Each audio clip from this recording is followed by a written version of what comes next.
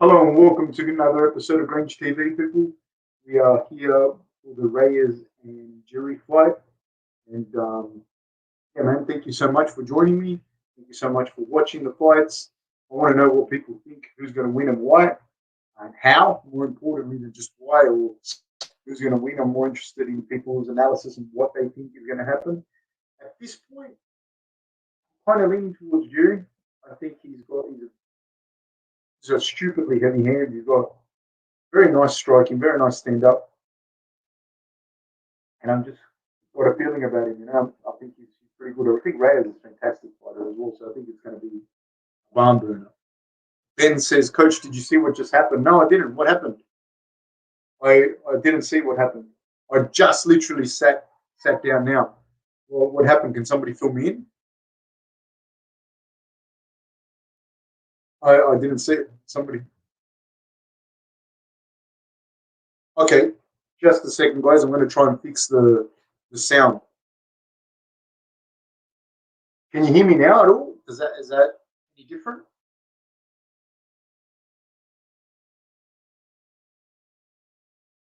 Can you hear? Let me know, guys, what the audio is like. If the audio is off, and then I can try and fix it.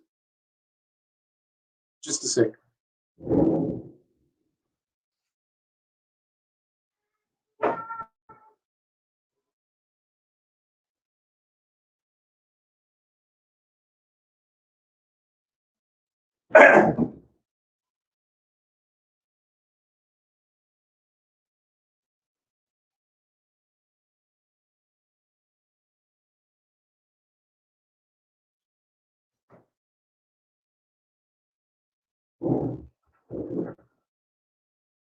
Can anyone hear me? Can everyone hear me? Tell me how's it sounding right now. If it's coming through the mic or not.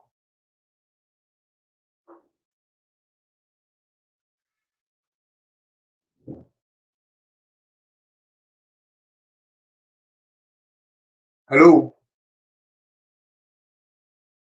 Okay, so basically, I think. Okay, so I didn't actually. Okay, but it sounds super roomy. So does it still sound funny like that?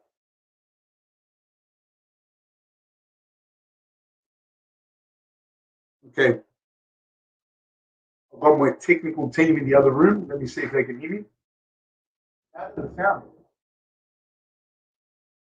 No, I'm right next to it. What's that? Yeah.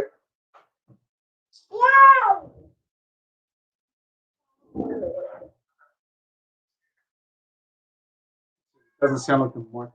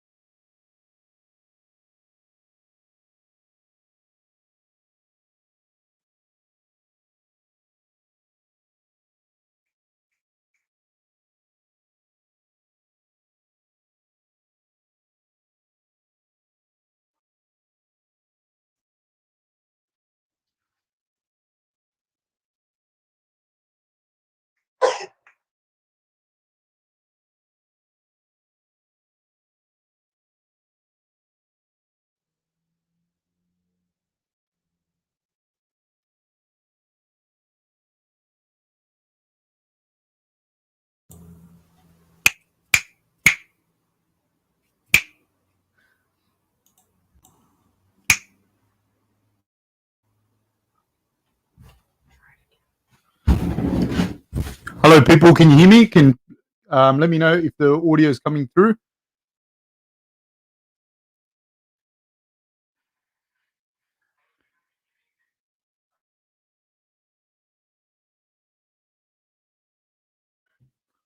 Good. Okay. Yeah. Message there, Robert. Okay. Okay, people. We should be back on. Sorry about that, guys. Welcome to my world of technical difficulties. Is it all good now? Okay. So let's go back to this. What people were saying. Did I see what just happened there? No, I didn't. But apparently, you guys are saying that it was a DQ. Sorry, I've skipped a few people. So hello to everyone. By the way, I won't get to individually say hello to everyone, so I'll just try and catch up to where we are. So it sounds like there was a DQ and from an up kick, and the girl opted to take the foul.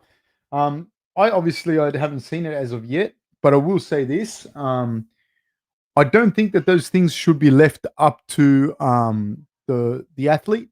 So it's very simple. Like if in the rules it says you can't up kick and you up kick someone in the face, it it shouldn't be the fighter's call.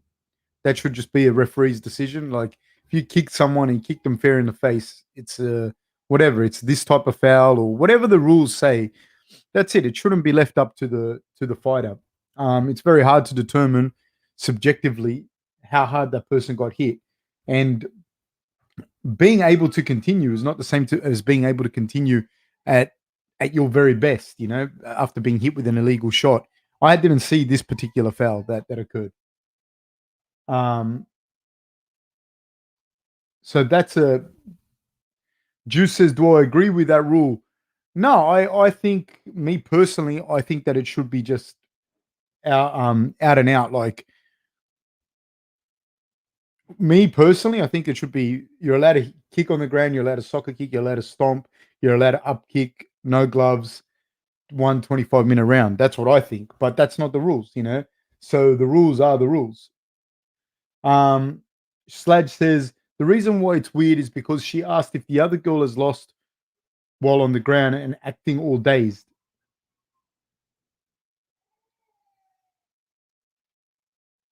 Okay, yeah, I don't know. Like I said, I think there's too much subjectivity surrounding stuff. Like say for example, in soccer, whether I agree with the rule or not, but in soccer, if you're inside the penalty box, it doesn't matter if you're facing the other way and you handball the ball. If you're a defender, it is a penalty and it's black and white. Do I agree with it? Do I not? Could be were you in a position to score? No, but it's very, very clear. If you handball the ball, it's a penalty inside the box, the 18-yard box. And that's what this is. Like if you kick someone from an illegal perspective, also understand I haven't seen the fight. Um that's it. That should be more or less the wrap. Like it shouldn't really be up to that person if they can continue or not. Um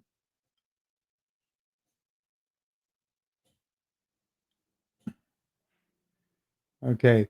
So yeah, all right. So this next fight that's coming up, actually, I'm actually pretty pumped to watch it because I'm a big fan of both these guys, Cody Stamann and Merab.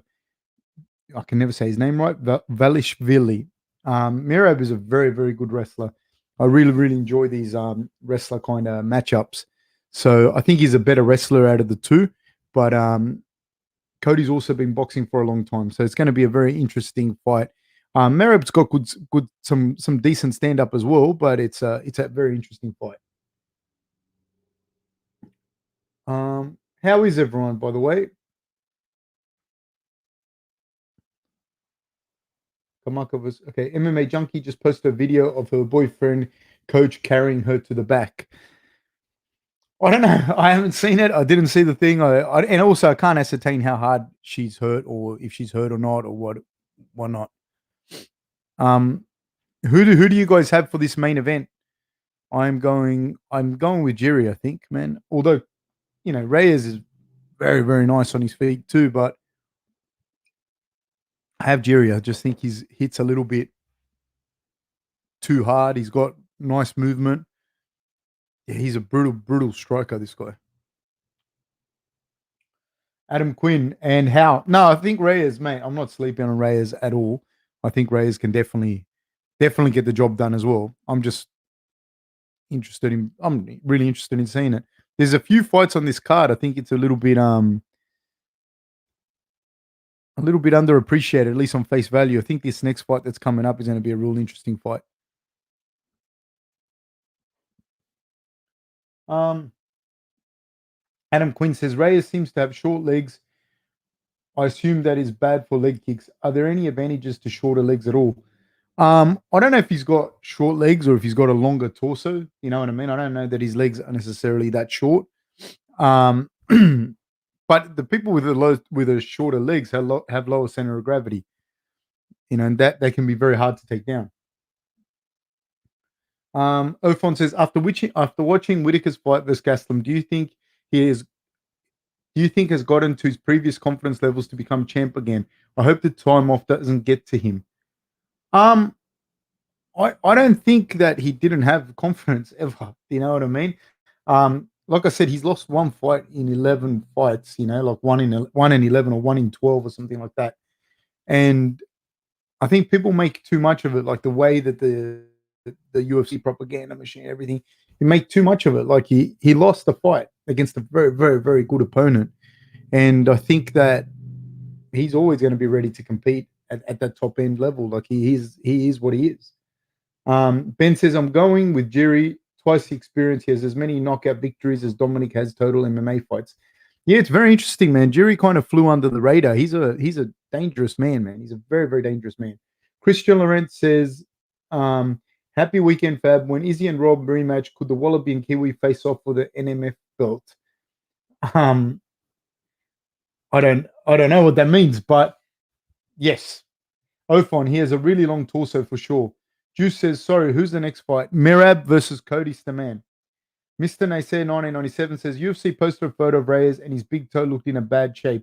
They deleted it from their Twitter a couple of hours later. Maybe I'm making too much out of it, but it's worrying me. Again, I don't know. I didn't see it. If it's broken or something like that, it's going to affect him for sure. Ophon says, I guess it's hard to understand as a non-fighter. If that happens to me, I'd find it hard to bounce back right away. I mean, it's not fun to get knocked out like that, but I don't think or to get stopped or to even lose a fight. But don't think of it even like that, dude, as a non-fighter or whatever. You will take losses in life and you have to just keep moving forward. He happens to be very, very good at fighting, speaking of Rob, and that's his profession. And I think, you know, he's had 3 fights now, you know, against some very, very good opponents, and it is what it is. It is what it is.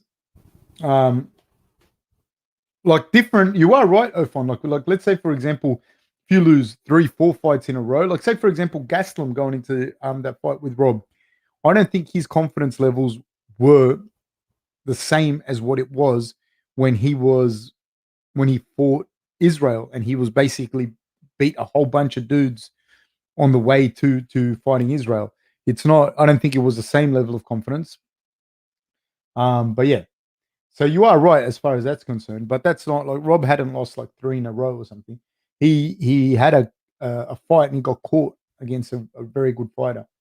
Fab, do you think Tenshin Nasukawa should continue dominating kickboxing or start pursuing MMA more? It's up to him. You know what I mean? I have no idea. I like to see the kickboxers in MMA. I really like that style. I like how people fight. I like how they fight. You know, the ones that can put it into the octagon. I really enjoy watching that. I really enjoy watching good strikers. Peter Yan, I love watching him fight. But it's really up to the person. Do I see Giga or Cub tonight from Christian Laurent? I don't know, man. Because Cub, the difference with Cub is that he's actually got a very good wrestling game and he's a good jiu-jitsu guy. Like for MMA, he's a good jiu-jitsu guy. And he's not stupid. He's very experienced. So if it stays on the feet, I see Giga dominating. But I see Cub trying to mix it up and throw different looks in there. You know, I don't see him sitting there and just trading with him. Ophon says, but damn, Fab, some of those shots he landed on Kelvin, Gastelum is a boulder for a head. 100%, dude. 1,000%.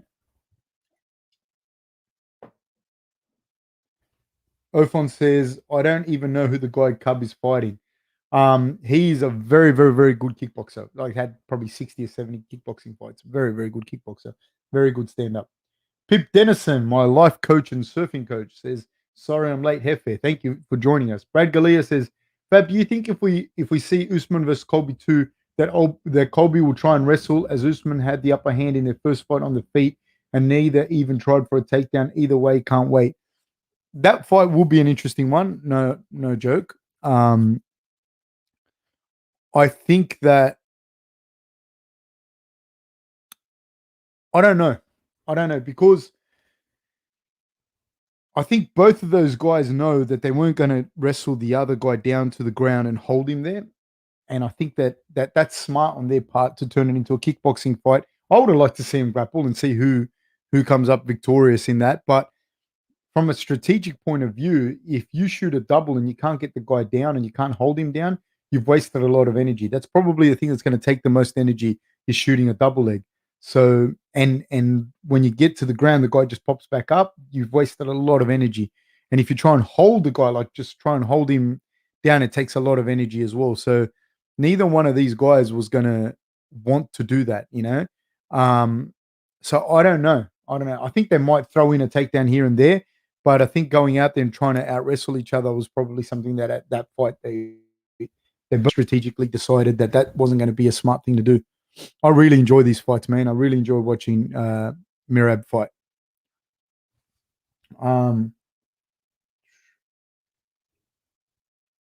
Christian Lorenz says, could anyone get to 100 takedowns in the UFC? GSP has 90, Merab has 54. I mean, it all depends on how long you fight for and what your style is.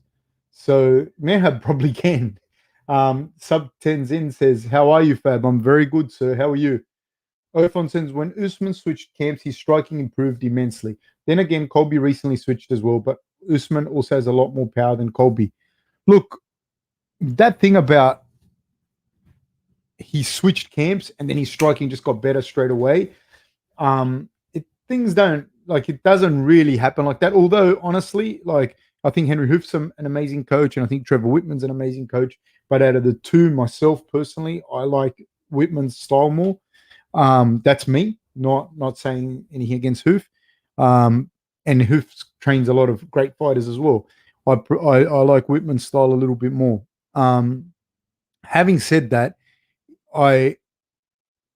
a guy at the room for the margin for improvement for someone like Usman at the top of their game is not that big. So for him to have gone to Whitman's and just improved right off the bat, that's like a lot of that's like a marketing thing. A lot of the fact is that the fighter will say, I feel better now, I feel happier now, blah, blah, blah. And don't get me wrong, Whitman would have changed and worked on a few wrinkles, but Usman was a very much a ready-made fighter when he got there. Ben, this is off topic a bit, but thoughts on Tyre versus Greg Hardy. I know that you're team Tyre, as am I. Just wondering what your thoughts on that fight are. I see Tyre just having a little bit tidier stand up. You know, I just see him being a little bit tidier. I know that Tyre's probably had more fights overall, like not just MMA fights, but I think he's had more fights in general. You know what I mean? And they're both very good athletes, both big heavyweight athletes. I think another thing is going to matter is how well one of these guys can implement the grappling part of it as well. And I think Tyre would outlast Hardy. Hardy takes really starts to depreciate somewhere in that second round, and Tyre's shown that he can fight for longer than that.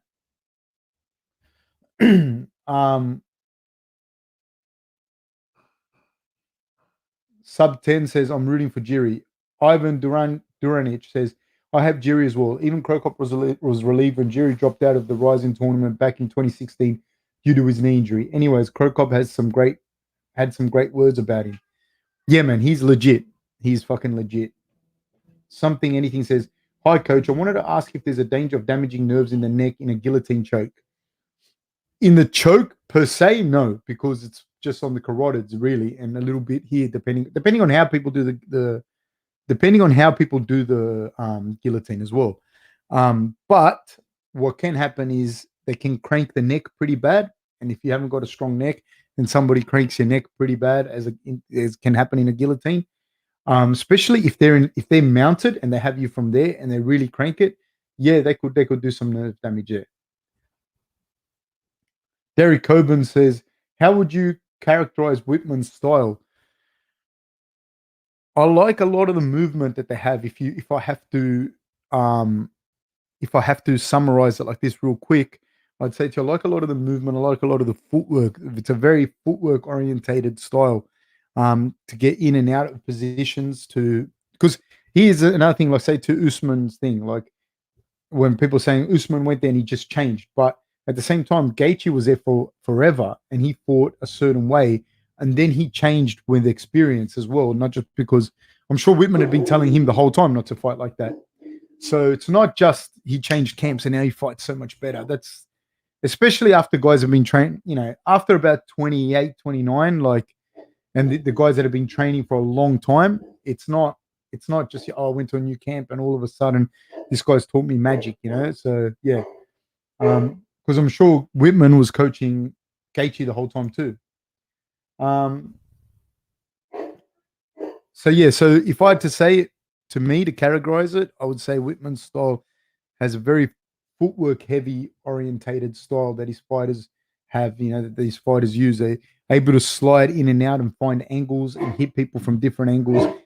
I think that's how I categorize Whitman's style. Roger V says we need Fab on the UFC desk. Oh, thank you, sir. I really appreciate that. Ophon says, well, I'm saying that because Colby's saying his striking has improved a lot since his camp switch, but he does say a fair bit of bullshit during interviews. Laugh out loud. I've got no doubt that his striking may have improved, and I've got no doubt that his coaches have some great things to offer. But you don't just magically change straight off the bat. And of course, if you change, you're not going to say my coaches are pieces of shit. I wish I never did it. You know what I mean? So, and that isn't to say you're not going to improve. That isn't what I'm saying. Guys, we're about to start. We're off. The boys touch gloves in the middle. Stamann ran running out into the middle, did Cody. Cody is controlling the center of the octagon. He's pushing Merab back, which is not something we generally see because Merab usually likes to come forward, use his judo and Greco-Roman wrestling to control the fight. I'm really, really looking forward to this fight. Cody's got a lot of boxing experience. He's got very good hands. Nice high kick with a left kick from Cody. So he kind of stepped through with his right, showed the right, and then came up with a left. That was very, very tricky, very, very smart on his part to do that. That also starts to keep Merab's hand at home, the right hand at home. Oh, nice big right hand, but Cody ducks under it. Cody in the black trunks in the middle goes for a takedown. The both boys exchange in tight. These guys are very powerfully built young men. Big right hand. Nice work, and he gets the takedown. Does Merab. But Cody's doing a good job of getting to his feet, trying to get to his feet. He's got his shield up with his left leg in a kind of butterfly. Now he's got the shield up. Very nice work. He's got a reverse crossface. He's worked himself up to the cage. Merab is all over him, but he's now gotten himself up and he's in a high parterre with one. He had one arm down. Now he's got no arms down, but he's got very good framing here. See, he's got his elbow up on his leg so that Merab can't body lock him. Very, very smart work by Cody. Nice work.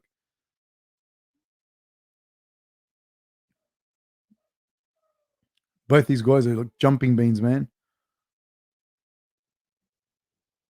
Again, Cody stalking Merab, pushing him up against the cage. They exchange a jab for an uppercut with Merab landing the uppercut as Cody changed levels to shoot the double leg. Cody keeps coming forward. Again, shoots a double. He's in nice and deep on this double leg. His hands aren't clasped, but he does have a nice deep double. But Merab does have this deep underhook on the left-hand side of Cody's body. Merab now looking for a reverse crossface of his own and eats a 2-1 from Cody. Nice jab landed by both guys. They both exchange heavy leather in the center of the octagon. Now Merab throwing that left high kick and he threw a left low kick. That left high kick, like I said, is very good when you have a power puncher because it keeps their right hand at home and it's a very, very smart strategic thing to do. It starts to wear out your hand too if you eat too many of those shots on the arm. Merab with a nice single leg attempt, but Cody does a great job of defending. Now Cody goes to take the back standing. Merab works his way out of it. Good scrambling from these guys. I love these high level like wrestler type grappler matches like this. I really enjoy watching them.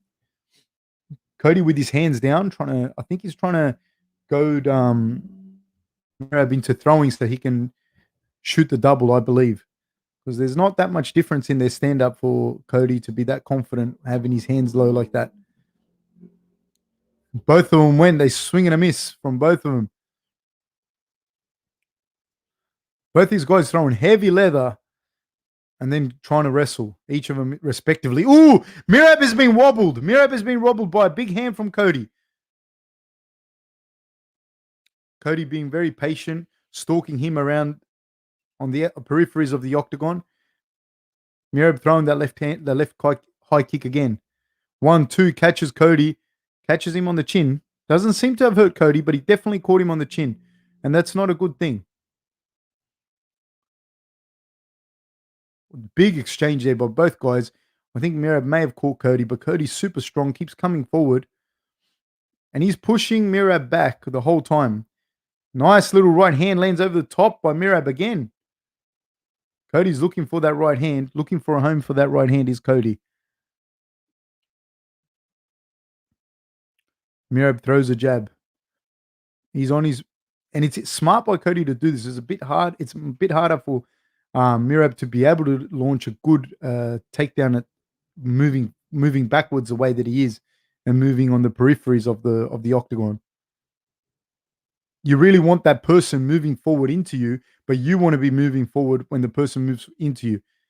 Merab again looks for that single leg and seems to have caught it, but nice roll by Cody. Nice roll. Very, very nice work.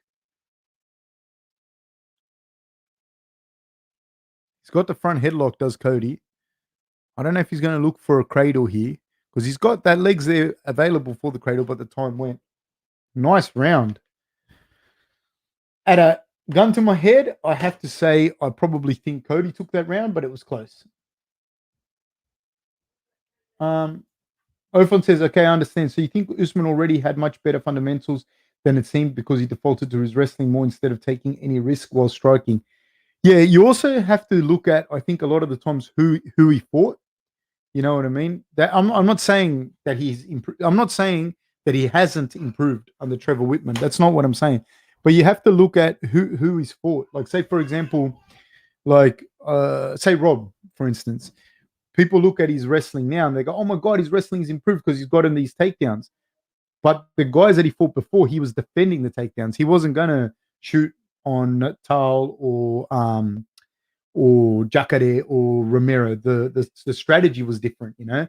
So it's who Usman fights as well, you know, that will allow him to use different wrinkles of his fighting abilities.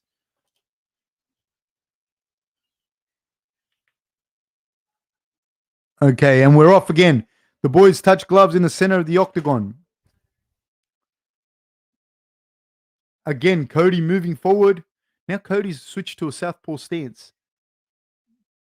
Throws a left kick from the southpaw stance. This is very interesting. Generally, as well, what happens, I was going to say this just as he shot, what happens is if you are an orthodox striker, you're generally going to be a southpaw stance wrestler. And when I see a guy that's wrestled his whole life like a Cody switch to southpaw, I think that he's going to be more aggressive with his wrestling. And as I was about to say that, this dude threw the combination, then shot the double from that southpaw stance, and he was very successful in getting the takedown. And now he's working Merab over on the cage. Merab gets the high parterre. Cody looks to try and hold him there, but now they're both exchanging. Merab gets back to his feet. There's 4 minutes to go. The pace that these two guys are fighting at is incredible. I tell you right now, the pace and the style that they're fighting is absolutely exhausting. I don't know. Both of these guys look in super shape, but don't be surprised if one of these guys just falls off the back, you know, in the third round, because this pace is absolutely grueling. Amazing little takedown there by Merab. He kind of got a kind of like a head arm, but from the back, and dragged Cody down. Looking to land some knees on the lateral aspect of Cody. Cody works back to his feet and lands a little hook on Merab. One of these guys is going to slow down, has to slow down.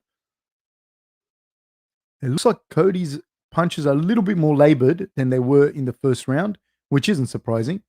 and he seems to carry a little bit more muscle than does Merab. But Cody's still coming forward, still very much the aggressor. Merab throws again. Both these guys' punches have slowed down a fair bit. Not surprising at all. The lactic acid from the style of fighting that they're doing is insane. Now Merab lands another takedown of his own, and I still can't seem to get... Ooh, he's dropped in on a guillotine. But Cody manages to get up out of it. Now Cody has Merab on his back. Merab has to start to use that guard. So his guard's open. Cody's not posturing up to land strikes from there. And Merab is not improving his position by getting his feet on the hips of Cody. But now he's going to get his shoulders to the cage, which he's managed to do. He's got him back up. I think Cody has slowed down a fair bit. And like I said, don't be surprised to see one of these guys fall off a cliff in the third round. And I do think from the way that this fight's going that it may be Cody that does so, that falls off the cliff. Because he's slowed down a fair bit. Inside leg kick landed by Merab. Ooh, big right hand landed by Merab. Cody showing off a very good chin. Great wrestling by both these guys. I'm really impressed by their ability to grapple. Inside leg kick once again landed by Merab. 1, 2. Oh, nice body rip to the spleen by Merab. Then a front kick landed by Merab. Then he throws that left high kick to keep that hand at home. It's hard to get the timing on Merab's right hand because he also drops his level to shoot for the double. It's very, very interesting. There he's got a nice deep double leg on Cody, and I do believe that Cody has slowed down quite considerably. He's doing a good job of posting. I'd like to see him post on his hand, not on his arm, but he's doing a good job of posting and moving Merab's head away. Merab has now got the shoulder control here, the shoulder pressure on the neck of Cody. Cody, again, doing a good job. Got the underhook and gets back to his feet. This is absolutely exhausting, guys. This would be absolutely exhausting. Merab making Cody bite on the feints, but Cody still comes forward. Still coming forward is Cody. Coming forward and throwing big bombs. 52 seconds to go in the second round. Cody throws a big right hand over the top. Exhausting, grueling fight. Merab's thrown a few shots to the body that have landed, and they've landed flush. That'll make a big difference. A nice little jab landed by Merab. Merab's got the front headlock again. Throw. Nice head arm throw. Nice work. Gets a front headlock again. There's 25 seconds to go. That was a beautiful, beautiful throw by Merab. His Greco-Roman and judo wrestling is like his Greco-Roman wrestling and judo.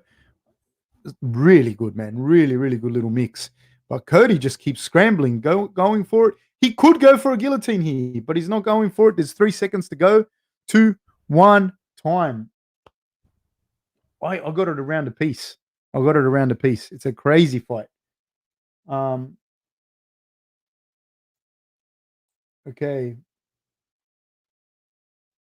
Juice says, when a guy has an armband, the other fighter picks him up and goes to slam him. What is the decision-making process in holding onto the armbar or letting it go? An armbar itself, a lot of the times, when you stand up, when you extend, it creates more danger for you, the guy that's going to slam. A triangle is different. A triangle, if you pick someone up from a triangle, it's a lot easier for you to slam him. From an armbar perspective, when they lift you, it's a good opportunity for you to extend. It's harder for you to be able to slam a guy closer to your size with an armbar. And it's hard for you to get the same leverage to slam him because it's not like a triangle. So armbar's all right. You can still keep the armbar on and you can get slammed a little bit. It's going to be worse for him. Triangle different. Triangle, when they lift you up, let go. I'm going to miss a few. What's my... Okay, we're off, people. We're off. These guys touch gloves. Again, Stamann in the center. Nice side kick by Merab. He's starting to move. It's interesting now because he's starting to move Stamann back, whereas Cody was the one moving him forward. Nice right hand by Merab. Cody throws a right hand of his own. Ooh, nice right hand landed by Merab there. Now Merab's starting to move Cody back. Cody's super tough. Tatiana Suarez said that Merab's very fun to watch. Every one of his fights is so entertaining, and I have to say it is. I love the grappling way that he fights, you know. The pace is incredible. Both these guys. Oh, massive right hand swing and a miss by Cody. Left high kick to keep that right hand at home. But Merab's starting to find the target more and more now with Cody, and Cody's starting to have more labored efforts. Still super dangerous. Still very, very dangerous, man. But although he's coming forward, he's starting to be more reactive to Merab than vice versa. Merab still keeps coming. Super hard pace, super fast pace.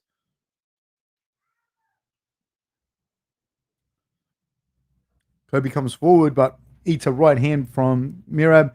Then Merab throws that left high kick again, then throws an inside leg kick, and he's moving Cody back now. Moving him back, which we haven't seen yet. Nice jab, and then another high kick by Merab. An inside leg kick by Merab. Cody throws a jab. Both boys drop their level, but Merab comes off the better catches a single leg, then hits him with a little hook on the exit. Now he's moved Cody all the way back to the cage, but when he drops his level, Cody throws a flying knee. Throws a little jab, does Merab.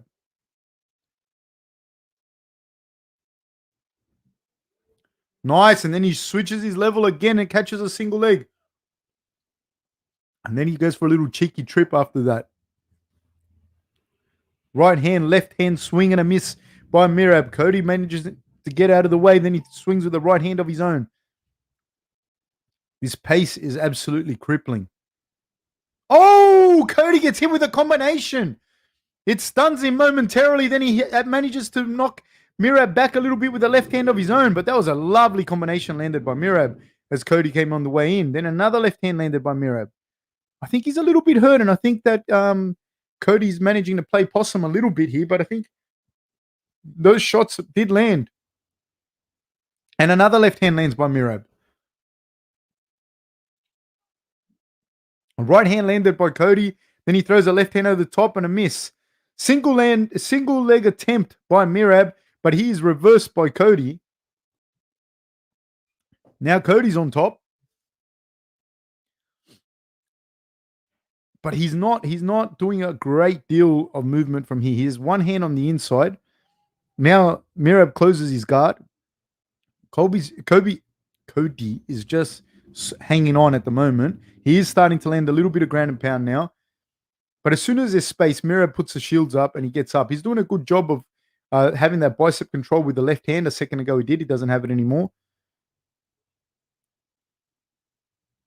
Cody's doing a good job of holding those hips, controlling those hips so that Merab can't get up. There's a minute to go. I don't know how the judges see it or score that. Good little bicep control there by Merab.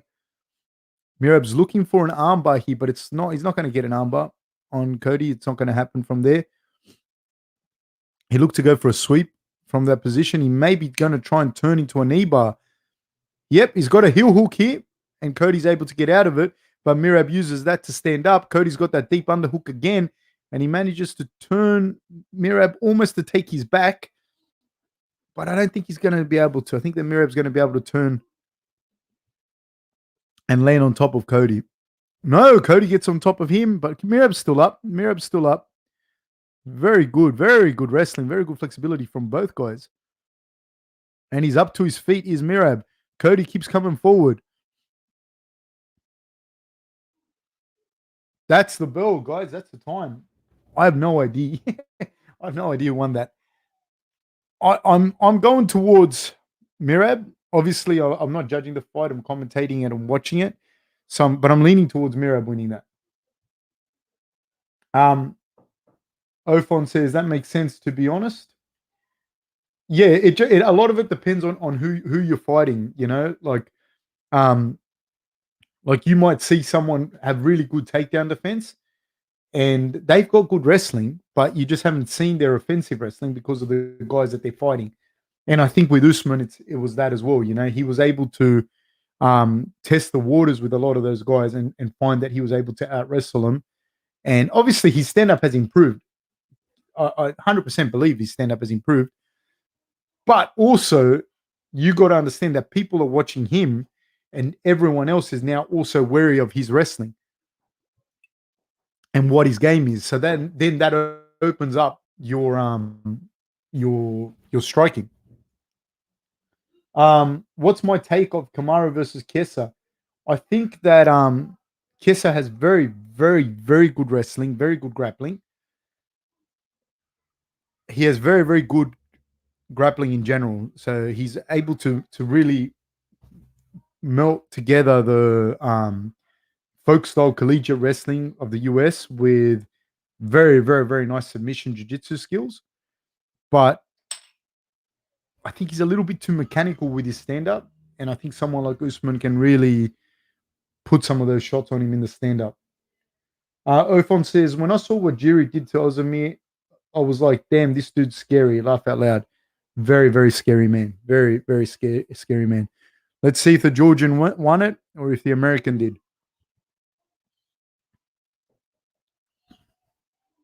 Let's see. I'm waiting for this result. Seems to me that he got it. Merab got it. Yeah, he got the win.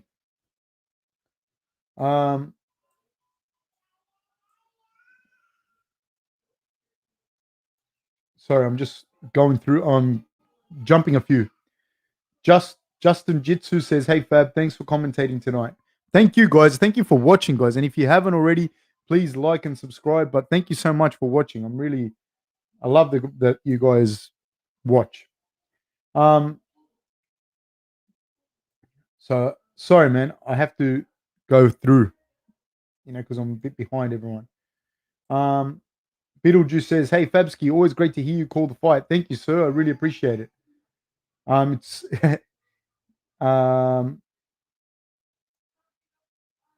okay. Sorry, guys. I have to just go ahead, man. Juice says, does great takedown defense translate to takedown offense? And someone like Usman, who's superior at wrestling, does their training time significantly decrease for wrestling and focus on striking? I think that someone like Usman's very smart, at least for fighting. I don't know him as a person. He's not one of those people that seems that he'd stopped wrestling, whereas I see other guys that, they stopped wrestling to focus on his striking. No, he seems to have continued with his wrestling and whatnot. In particular with his grappling for MMA. Does great takedown defense translate to takedown offense? Not necessarily. No, not necessarily. But because you get to a level where you have to go into a gym and wrestle, and so you're going to start to pick out what you're good at. So yeah, as you improve as a wrestler, you'll get better at takedown. Like you'll get better at takedowns as well. But for a good striker, it starts off with your ability to control distance.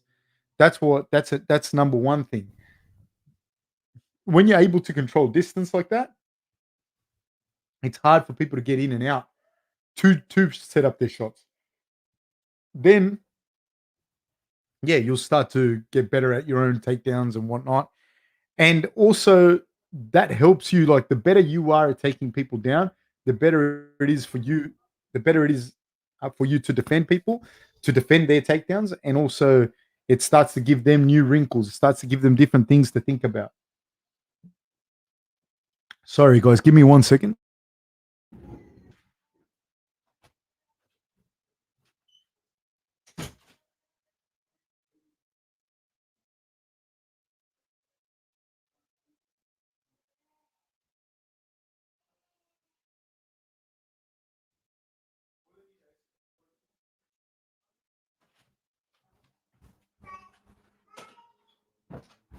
Okay.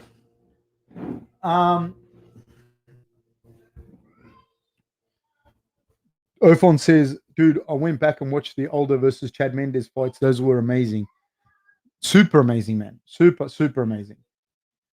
Ben, wow, Merab just enters for the takedown the exact same way every time, but he still gets a hold of this dude.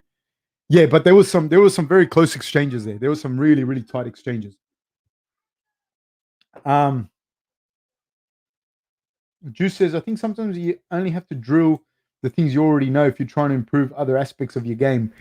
And the thing is, though, in say, for example, if you're based in the US or something like that, it's not hard for you to find people to wrestle with. So it wouldn't be hard for him to maintain that and to keep it. But you'd also learn a lot of different wrinkles because you might be, for example, and like you might be a good Olympic freestyle wrestler, you know, where you or folk style wrestler. But once you start working with different guys, maybe Greco guys, then your upper body clinching, your upper body work gets better. Then that opens up your takedowns, and then when that gets all better, then it opens up your striking. Also, there's another thing that happens is, say you're wrestling, then you start to learn jiu-jitsu. The more dangerous you are on the ground, the more people don't want to get taken down. The more you're going to try and get people down where you feel more comfortable. And on top of that, that opens up your striking, even if your striking is not as good.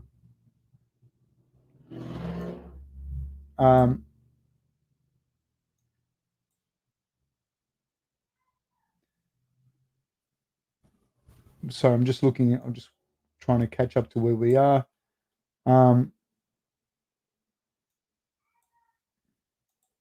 Oh, hey, David Morris, thank you so much. I'm I'm throwing in for Fab's badass t-shirt fund. Did you do your part? Thank you, people. Thank you very much. My glasses are also broken. I just want people to know. My daughter grabbed my glasses the other day and she just went and cracked them. Thank you very much, people. Thank you very much.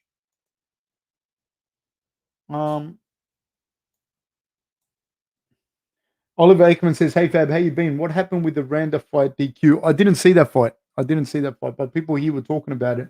And like I said, I think that it has to probably be a little bit clearer. My opinion has to be a little bit clearer around like what like it shouldn't be subjective. It should be just straight down the middle. You know, like what it is, it is. You know, if you do that, it's over. The fight's over. You know, that's I think should be a little bit clearer. This Sean Strickland guy, I'm a fan. I'm a big fan. I'm a big fan of Jotko as well. I'm a big fan of Jotko, but Strickland, man, his record is super impressive. He's only got a handful of losses against some really good guys, and he just does.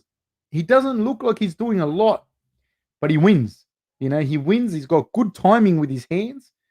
Man, he's one to watch. He's one to watch. He doesn't seem like he's going to do, you know, like he's going to be a giant killer, but he's got some good wins against some big names.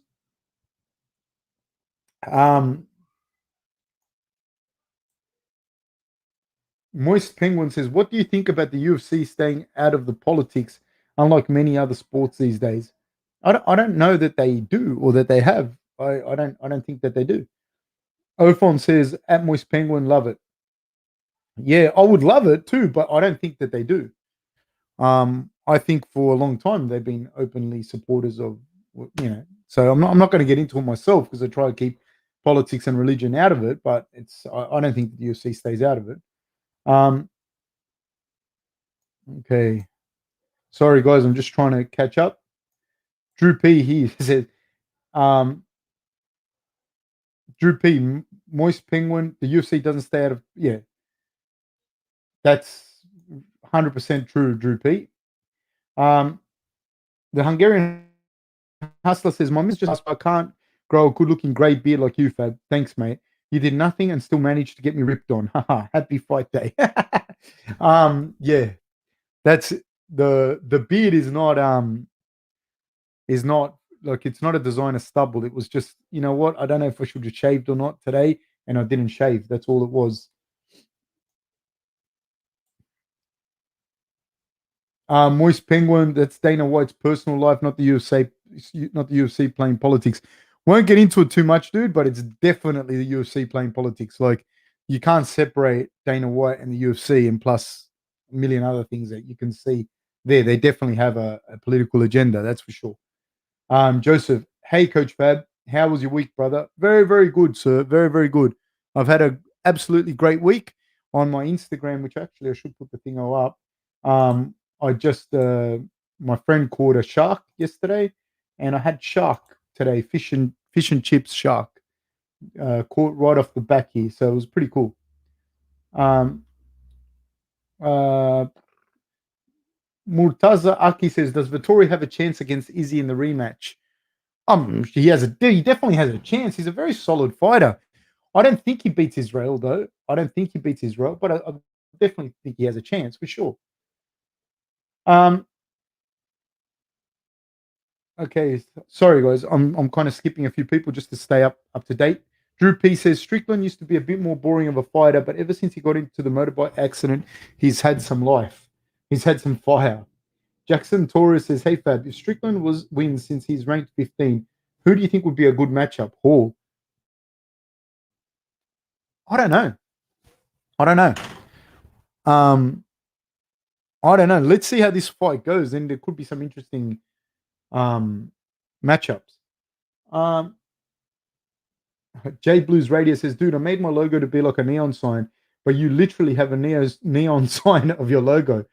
Dope as fuck, man. Thank you, sir. I really appreciate it. I really, really appreciate it. Thank you, sir." Moist Penguin says, "Coach Fab is woke." Thank you, sir. I suppose that's a compliment, and I appreciate it, Moist Penguin. Sorry, I had to go through a whole bunch of. I had to skip a few people. Anything says, "How does shark taste?" I'll tell you, if you've ever had fish and chips in your life, that's shark. For the most part, a lot of the times that's shark. And if it isn't, that's what shark tastes like. Adam Quinn, John Jones versus Jake Paul in boxing. Who you got? John Jones. John Jones is a bad motherfucker, man. And he's got a hell of a chin and he's got crazy ass reach. So I'm going with John Jones. Hard man, mate. Never been knocked out. Thoughts on Cutelaba in what, as far as fighting in general? I think he's a fucking monster, but you know, he probably lacks a few things here and there. Just a sec.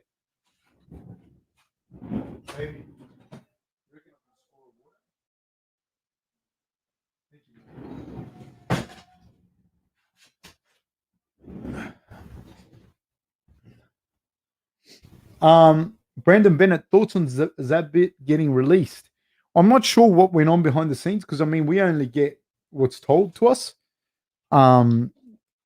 We don't know what's actually really happened in the background. I don't know. I think provided he's allowed to fight contractually with someone else, somebody else is going to pick him up. I think he's a fantastic fighter. He'll be super competitive anywhere that he fights. I don't know exactly the background behind it. We only know what gets put out there.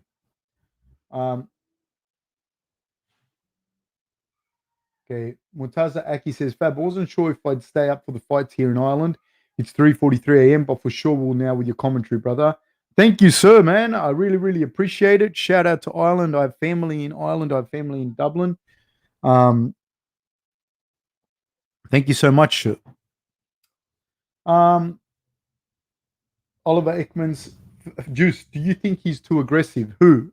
Do I think who's too aggressive? Juice. Oliver, Fab Ronda lost by a dick. Yeah, I heard about that. I heard about it. Mr. Nace says 1997 says John's chin is something else. He got cracked with big shots, and I don't remember him getting dropped ever. I don't even remember him getting proper fucking wobbled, to be honest with you. Lucas Rivers, he just got taken off the rankings. Lucas River, the Weasel MMA just posted a video on it. Yeah, I don't know. I'd be surprised if they let him go. Ben, Zabbit didn't get released, but apparently he's getting a surgery that'll factor in whether he retires or not. RT Sport reported it. Man, I don't see them just releasing him. Strickland is okay. Both these guys are 30 and 31 respectively, with Krzysztof being 31, 6'1", both of them, 185.5 weight, both of them, 76-inch reach disadvantage is 1-inch reach disadvantage for Strickland. So pretty fucking close. Zabbit didn't get really. Yeah, okay. We're about to start. Whoa, thank you. Another champion of a bloke. Prime GSP versus Prime Anderson Silva catch weight 178 got at 178. At 178, probably GSP at 178. At 185, I'd have Anderson there. I think it'd be hard for GSP. GSP's not going to knock him out. GSP's not going to be able to stop him, I don't think. And I don't know that he'd be able to take Silva down and control him like that for 5 rounds, being Silva a bigger guy. But at 178, with Silva having to cut a bit of that extra weight, I think if he can make 178 now, like, when they were in their prime, would be I'd favor GSP. I'm just guessing this, by the way. That's just an opinion. We're off, people. Jotko in the southpaw stand. In the southpaw stance, and Strickland comes back over the top with a jab. I really like Strickland. I think he's an interesting character. This Strickland throws a jab and then a left low kick. He's very composed when he comes forward with his hands, like he's just walking up to you in a bar. That's what it reminds me. He reminds me as well of like kind of like a kid that got in trouble at school. He scares me, actually, Strickland. He really does. He's one of the scarier guys to me. To me personally, that's the one that scares me a little bit. Is Strickland. So that was that question. Thank you so much, TJC, man. I really, really appreciate it. I really appreciate the support. It really helps to keep the channel going, guys. So I really appreciate the people that do and the people that don't as well. Much love to all of you. Thank you so much. Again, coming forward, 1, 2, 3 by Strickland. Strickland walking Jotko down, throwing the jab. No sign of a takedown attempt yet from Jotko. Inside body kick from the orthodox stance to Jotko's southpaw to the body. Then hits with a flurry. So a nice, tidy little boxing stance does Strickland. He comes forward and hits him with another jab. Another little jab, then leans out of the way of a big left hand by Jotko. Jotko goes looking for a left hand of his own. Strickland keeps coming forward, throws a right hand.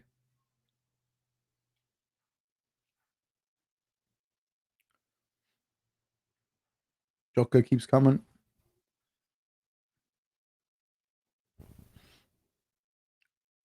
See, Strickland, one of the things, maybe there is a method to his madness, but just when I'm looking at this, one of the critiques I'd have, I don't know if critique would even be the word, observations, would be that I don't see him cut off the octagon and he kind of follows Jotko around.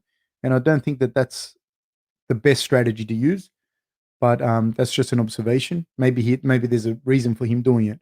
Nice little jab down the middle landed by Strickland. Jotko keeps looking for a home for that left hand, but Strickland looks quite savvy to it.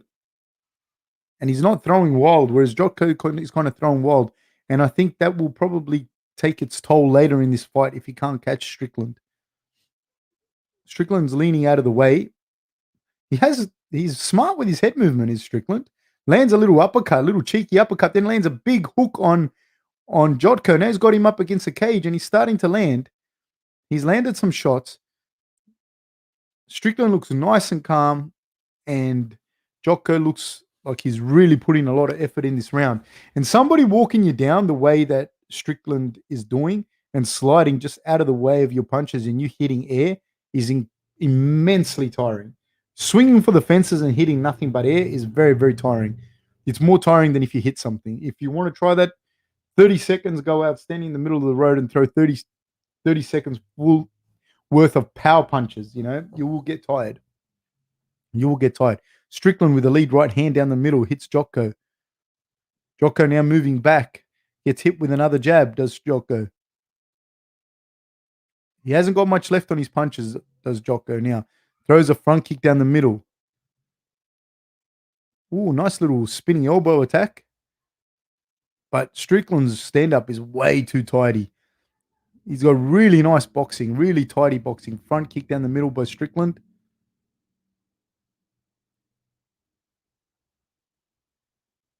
Nice combination landed by Strickland.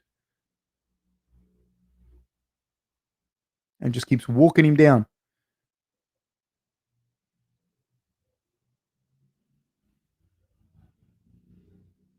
Front kick down the middle.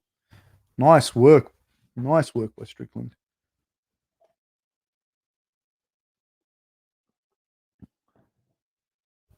Keeps walking him forward. Keeps walking him forward. Keeps walking forward is Strickland. Taking up Jotko's space. This is incredibly tiring. I think he's going to finish Jotko in the third round. Unless Jotko can crack him with something. Oh! Hits him with a nice right hand. It's incredibly taxing on you to be walked down the way that Strickland is walking you down, landing shots on you, and you swinging and hitting air. Time. It is incredibly taxing. I cannot tell you how taxing that is. Because it's not like Jotko's moving backwards and landing counters. He's swinging and hitting air. Beetlejuice says, hey Fab, can you make an event where you sell tickets and commentate on a fight live so we can come and see you and have a live event? Maybe in the future, man. Maybe one day we can do something like that. I'd love to. TJC says, no problem here, brother. Love what you're doing, man. So flattering, man. And I love that you guys watch, and I really, really appreciate it. Murtaza says, Sean, young Michael Bisping Strickland. It is, eh? It is that. You're 100% right, Murtaza. Ben says, that was a nice elbow by Jotko. Yes, it was, sir. First Australian says, Fab, do you have an opinion on Diego Sanchez's situation and his coach's behavior recently? Interested to hear your thoughts as a coach and mentor yourself. To be honest with you, I don't know enough about the situation. I heard that his coach said it, confronted a bunch of people that work for the UFC. So I don't know enough about it to really chime in. Because sometimes things happen in the background, dude, and you don't really know what happened. You don't know if people have said stuff to the coach. You don't know anything. I don't know. I don't know enough about it. I'm sorry, First Australian, to really give I'd just be fucking guessing, you know? TJ, if you want to ask me something specifically about it, then maybe, yeah, because I don't know enough about it, like on a broad level. So we're off again. 4 minutes and 30 seconds to go in this second round. Strickland, man, he looks sharp, man. I like it. I like his boxing. It's very, very tidy. Keeps coming forward. And he slides just out of the way and rolls a little bit with the punches. He's tidy, man. He's very, very tidy. Just keeps coming forward.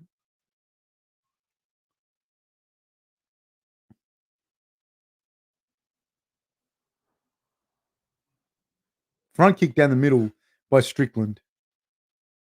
I like it. This is the thing I like about Strickland is like how he wins his fights, man. He always kind of wins them like this, where they're like close and you're looking at it and he just does it.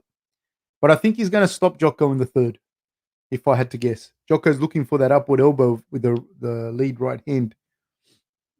Now, see, this is what I mean. That's why I said it's more of an observation rather than a criticism of Strickland, because people tend to just say whatever when they're commentating because they don't know. But now Strickland is cutting the cage more on Jotko. And so I don't know if it was a strategy to actually make him run around and tire him out, because now he's doing a good job of cutting off the octagon. And it doesn't seem to me like Strickland doesn't know how to cut off the octagon. That's why when you hear the commentators go, blah, blah, blah, blah, blah, you don't know why a person's doing that. He could have been injured in the training camp. He could have been part of a strategy, blah, blah, blah, blah, blah. So Strickland now is Strickland has done a great job of tiring Jotko out in that first round. For people that don't really understand what happened there in that first round, he just kept walking him down. He just kept walking him down, chasing him around, but he just kept walking, and Jotko is on his back, is on his bike, backpedaling, but not landing shots, because whenever he's walking forward and Jotko has to move back, so the circle that Jotko has to move is bigger than the circle that Sean has to do. And then when Jotko throws his shots, Sean just slides out of the way and Jotko hits nothing but air. So he's extremely tiring. Now, Jotko's showing off a fantastic gas tank with the fact that he's still going, But this is extremely taxing. Extremely taxing. Nice left kick landed by Strickland. Keeps walking him forward. Front kick.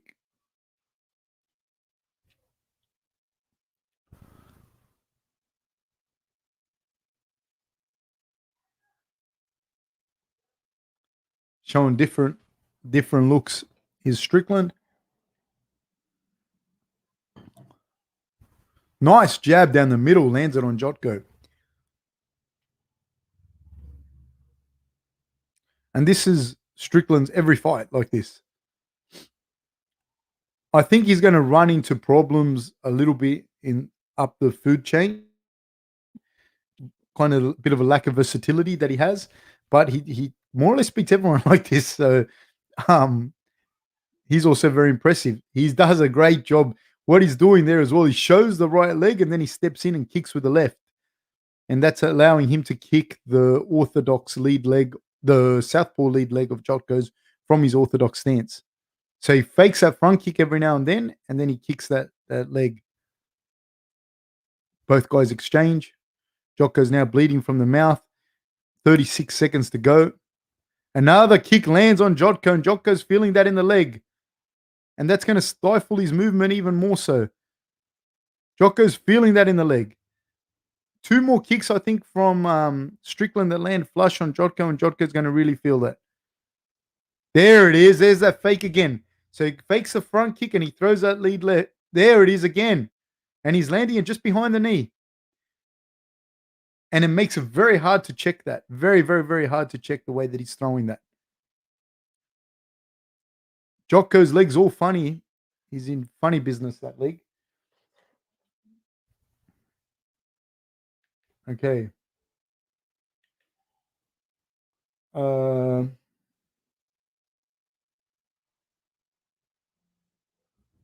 Beetlejuice says, yeah, bro, it would be awesome. Hey, I train at Stand Strong by looking at getting into Muay Thai. Would you recommend any good coaches, Campbelltown, Narellan area?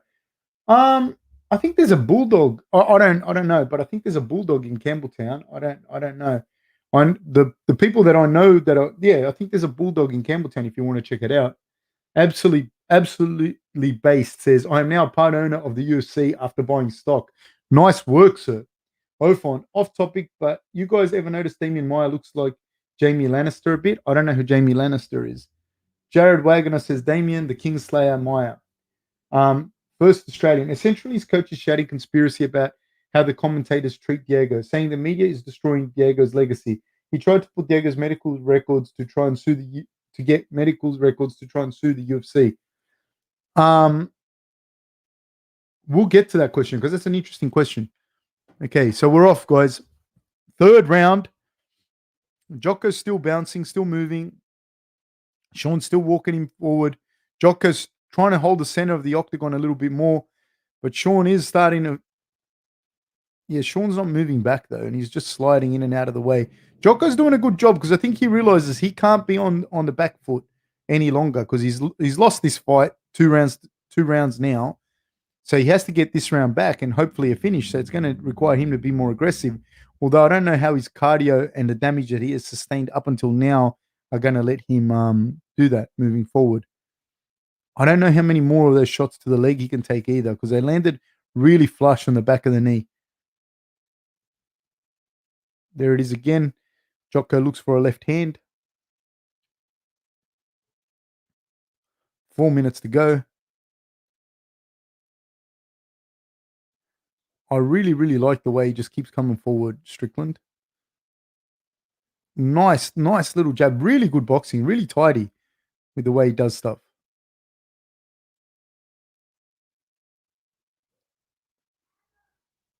Very smart guy.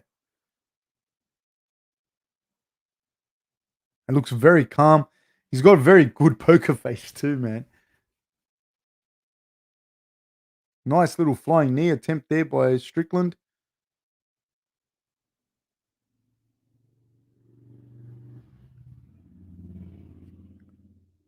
Nice front kick landed again by Strickland.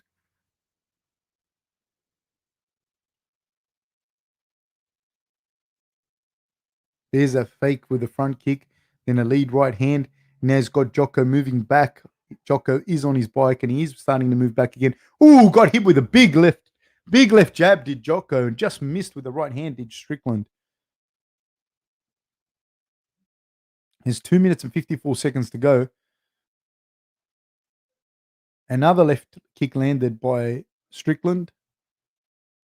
Nice right hand landed by Strickland down the pipe.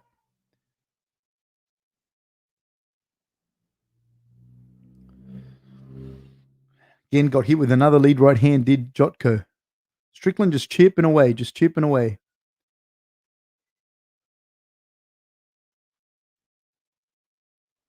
Jotko looks for those shots over the top, but Strickland does a great job of sliding out, shoulder rolling with it. Doesn't really get hit. And if he does, it's very glancing. Keeps moving Jotko backwards. Nice exchange.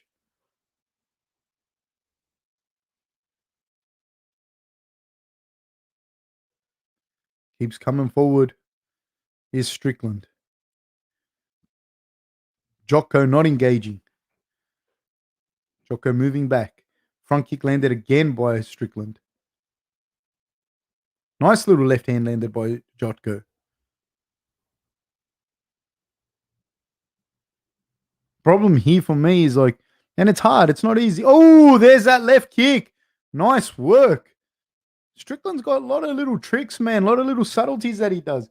Through that lead left hand, stepped in, and then through that left kick, man. I'm really impressed with him. I'm really, really impressed with Strickland. Really impressed. He's very tricky and very technical. He does a lot of little intricacies, a lot of little nuances that he does. Nice little, man. He hits him again with that little jab. Those tidy little jabs that he has. There's 1 minute to go. Right hand lands by Strickland. Very tidy.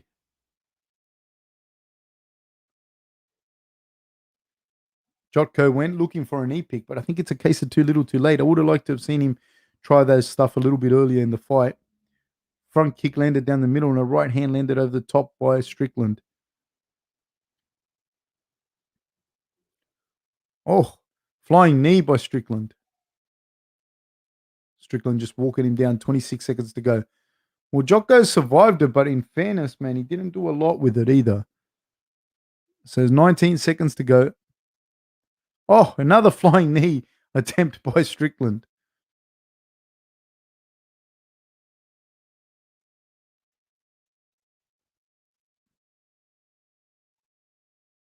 Keeps coming forward. Jotko looks for us. Done. Time.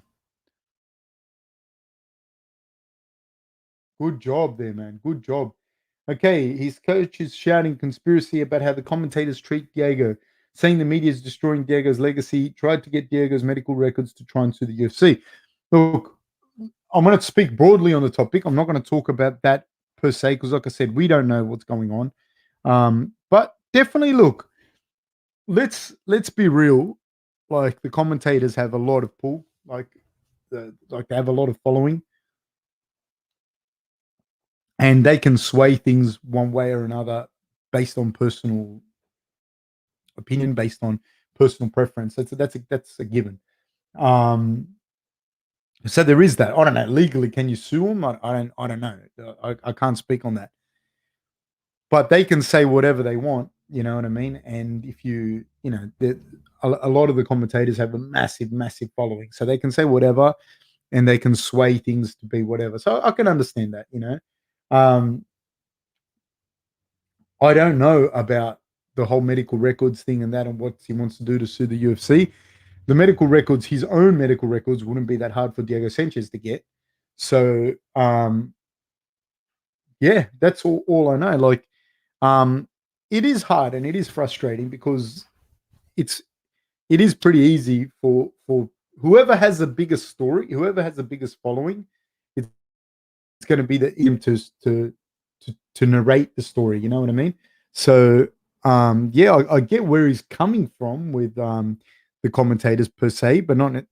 I don't know what that means in the legal world. TJC says, only way to stop someone from stalking you is to know how and when to threaten them with a big strike. Jotko can't find it, and he doesn't seem to want to wrestle. Yeah, yeah. I don't know what happened there, but props to Strickland. Wow. But Strickland did have shots coming up the middle as well that were making it a little bit hard for Jotko to change his level and shoot and whatnot. Jackson Torres says, I changed my mind. I think Strickland would be the perfect return fight for Luke Rockhold if this keeps up. Maybe. That would be an interesting one. Absolutely. Base says, this is a boxing clinic. Yes, it was. First Australian says they were being shady about Diego's health, and the UFC sensed the lawsuit coming from Diego's coach and released Diego.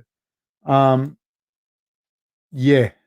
Again, like, I don't know, man. A lot of shit, I'm telling you this from experience, a lot of shit happens behind the scenes with everyone, not just the UFC, but with everyone that me will never know. So I don't know.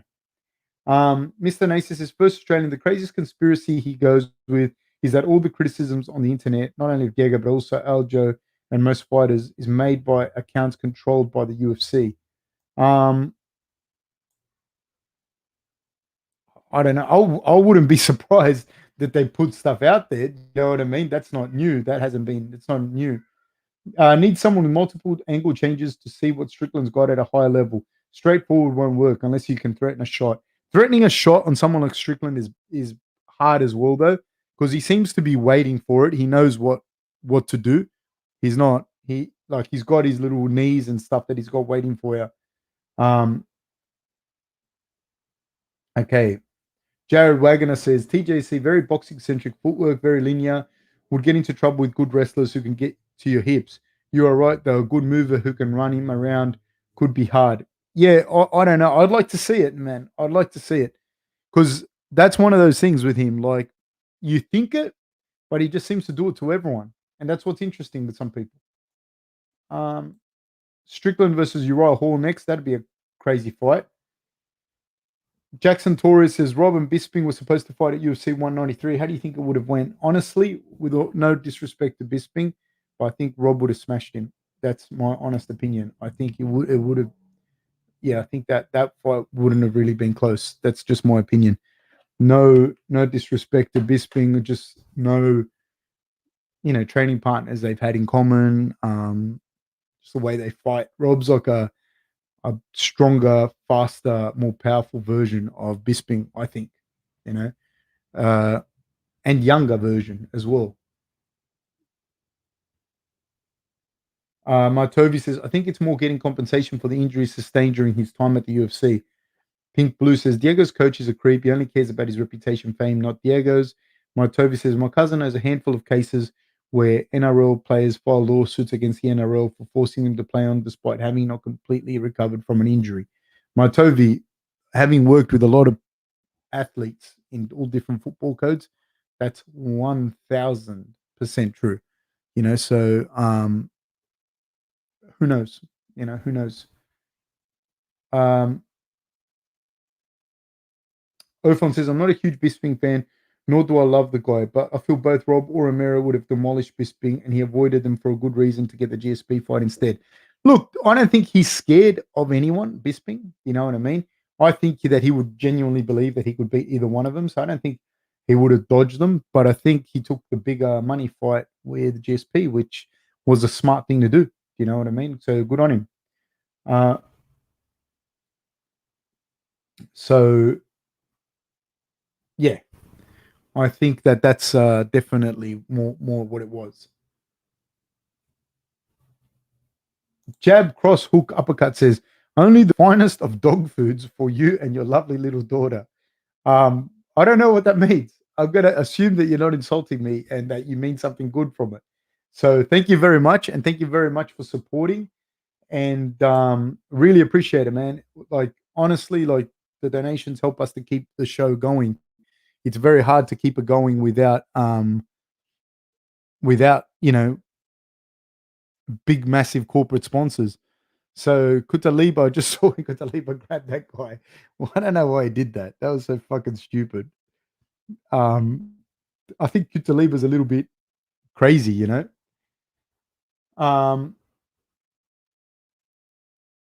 This next guy, Cutelaba, is a psychopath. This should be fun. I think so.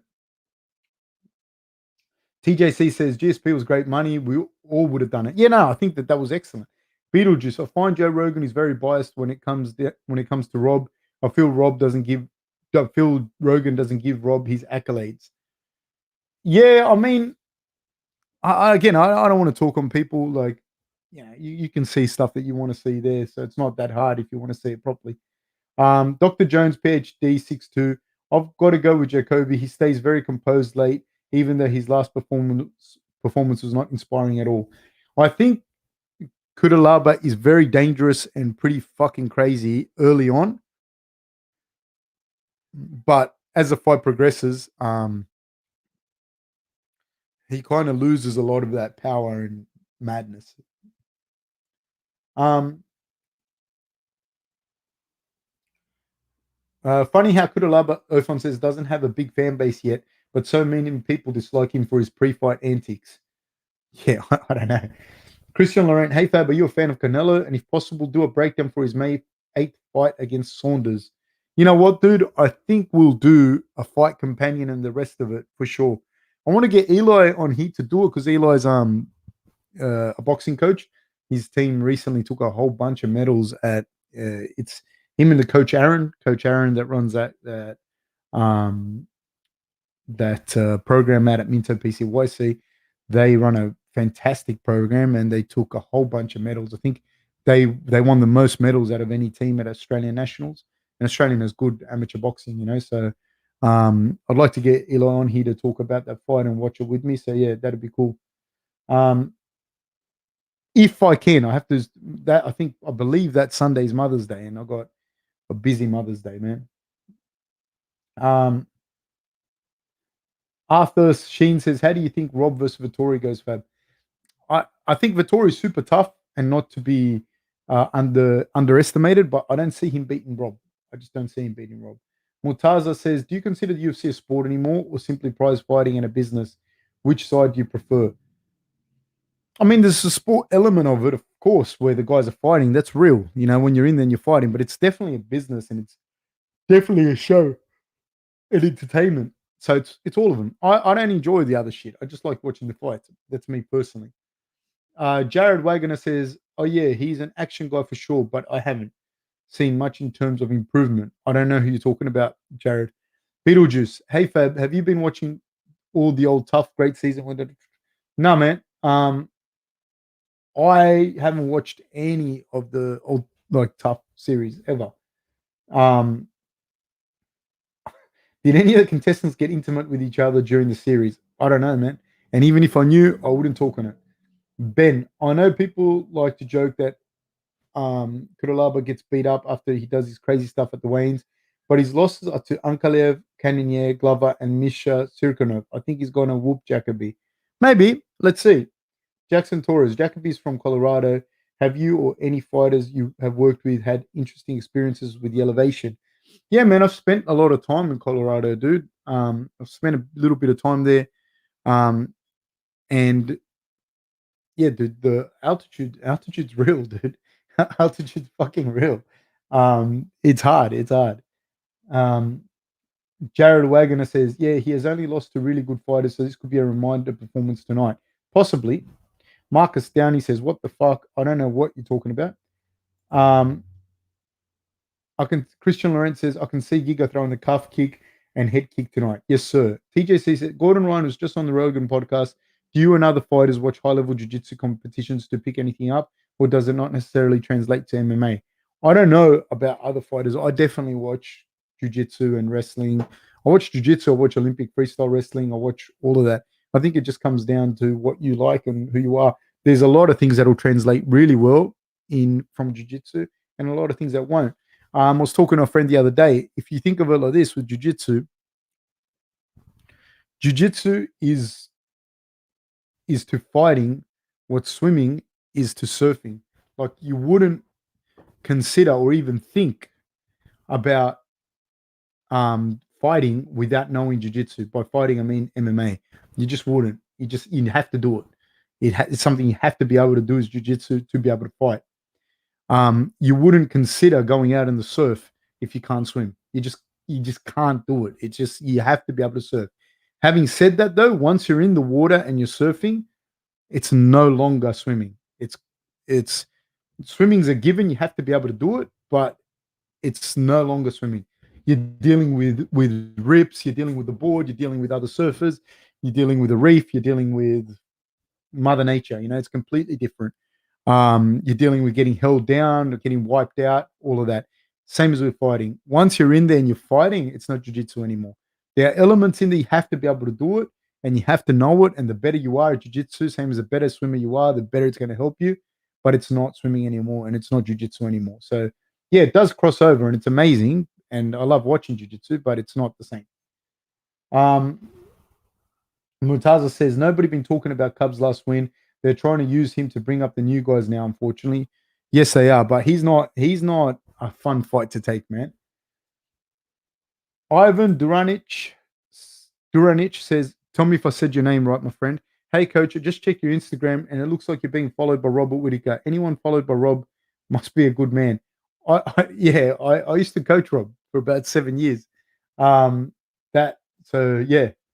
Thank you, though. Hey, I appreciate the support, my friend, really, really much. Thank you so much. Guys, we're kicking off.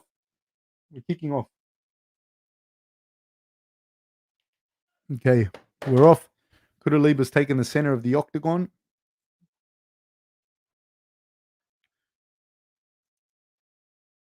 Nice kick there, landed by Jacoby.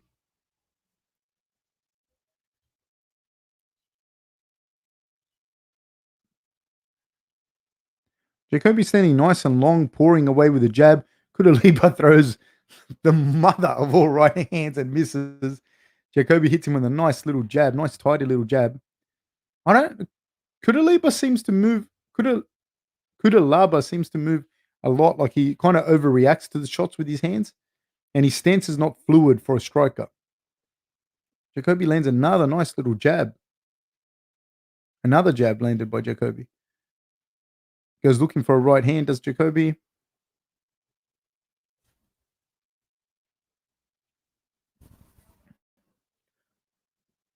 Cutelaba goes looking for a combination of his own up against the cage.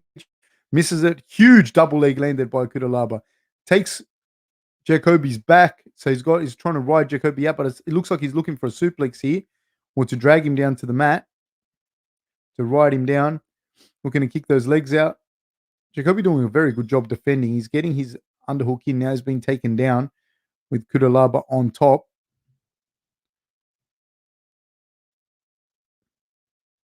Nice right hand by Cutelaba. See, Jacoby, what he's doing is good. That right hand is getting in. He has to get that vertical and get that elbow all the way in. So then that will allow him to get that underhook in. But Cutelaba does a good job of unsettling him and getting him back down to the mat, but Jacoby stands back up. This is a good job, man. It's a good job by Jacoby. He should take a lot of confidence from the fact that he has been able to get back up. He has to get that elbow in. Cutelaba takes him back down again, but Jacoby gets right back up. This is taxing on Cutelaba as well. This is very taxing from the fact that he's got such a big isometric hold to hold Jacoby, to hold him down. It's going to be who's going to be, if Jacoby can get up more times than Cutelaba, it's going to be very hard for Cutelaba to be able to punch if he's using a lot of strength in that exchanges there. He's doing a good job. You'll see it. The fight will change if he's able to keep Jacoby down. Like if Jacoby stops popping up, which he's starting to look like he's starting to slow down a little bit, then Cutelaba is going to have it all his way. And he's starting to land more shots. Jacoby's not getting up anymore with the same enthusiasm that he was before. And Cutelaba takes him down again and lands some more shots. This is very, very grueling now. He has slowed down Jacoby a fair bit. He's landing elbows. So he's posting on the back of Jacoby's head, but he's landing elbows to the side. And those shots would absolutely be rattling your brain. He keeps taking Jacoby down, landing those elbows. So this is very interesting because when he posts on the head, he doesn't let the head come up because you need to get your head up. You need your head. Jacoby's head has to be above Cutelaba's head for him to be able to to get up. And Cutelaba's posting on it and landing the elbows. Posting on it and landing the elbows. Definitely wearing Jacoby down. So far, though, Jacoby still, when he hits the ground, he's able to get back up. But those elbows are starting to land more and more and more. 53 seconds to go.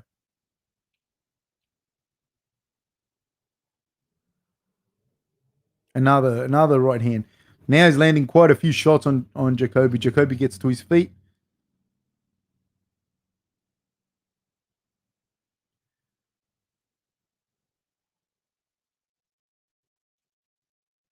Underhooks here, but he's got the double overhooks, does Cutelaba. But Jacoby's now got him up against the cage with 22 seconds to go. Has to land that knee. Ooh, he just misses the knee up the middle. It was perfect for him to land that knee. 13 seconds to go. Nice little jab by Jacoby. Another little jab by Jacoby. Another 1-2 landed by Jacoby. 1 landed by Jacoby. There's 3 seconds to go. And that is the bell, ladies and gentlemen. Man, I'm really curious as to how much it took out of Cutelaba's arms to be holding Jacoby that whole time and doing throw after throw after throw. That would take a lot out of you.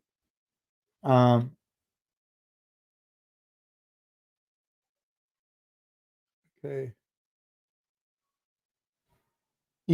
Ivan Juranic. Sorry, man. I tried. Where is that from, Ivan? Okay, TJC says, I meant that question mostly because of the leg lock game that isn't used in MMA. Man, people have good leg locks in MMA. People do use leg locks in MMA. And the higher level they are, the better they're going to be at the leg locks. But leg locks have been around in MMA for a long, long time. Yeah, so no, the leg lock game is part of MMA for sure. In your opinion, is a no grabbing the fence rule? I don't like. The problem is when you set a rule, right? It's not whether the rule is good or bad. It's once you set a rule, you've agreed to not do it. Do you get what I mean? So it becomes an advantage if you do it. Oh, Jacoby almost hit him with a flying knee, but Cutelaba was able to get him down. And Jacoby goes to the cage. Man, he just missed on that knee. Just missed on the knee. He would have killed him.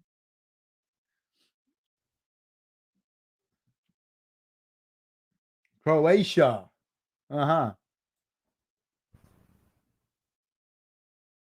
Cutelaba hits him with a knee and then kind of with a clubbing slap across the faces. 4 minutes to go. Inside leg kick by Jacoby.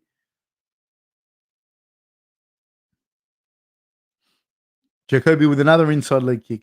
Then with a jab. Jacoby switches to orthodox stance and then looks for the flying knee again. Just like a step through kind of knee. This time he's got the shield up with a knee. He has to keep kicking out. Cutelaba keeps looking. Oh, nice. Now Jacoby has stopped the takedown. This is very good work by Jacoby. Oh, he goes looking for that high kick. 3 minutes and 41 seconds to go. I'm very interested to see how Cutelaba is going to hold up deeper into the rounds. Because Jacoby's starting to come forward a little bit more. Having said that, Cutelaba just came forward himself. Nice little jab landed by Jacoby. Cutelaba's definitely slowed down. And the shots aren't coming with the same intensity. Another jab landed by Jacoby.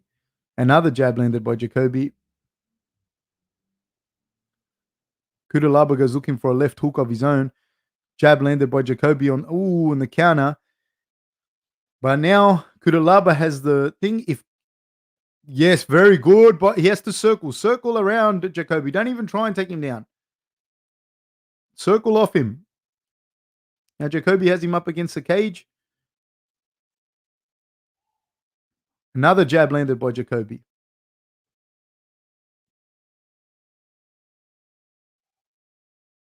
Oh, nice little uppercut in there by Jacoby. Double leg by Cutelaba, but a good sprawl by Jacoby. Cutelaba's definitely slowed down. And now when that starts to happen, that takes a lot out of you. Big shots by Cutelaba, but he hasn't got the same pop on them anymore. Oh, but he hit him with a nice little jab. They exchange jabs. Jacoby should just stay on the outside and pick him apart. Ooh, Cutelaba lands a big right hand on Jacoby. Jacoby keeps coming forward. Cutelaba swinging a miss.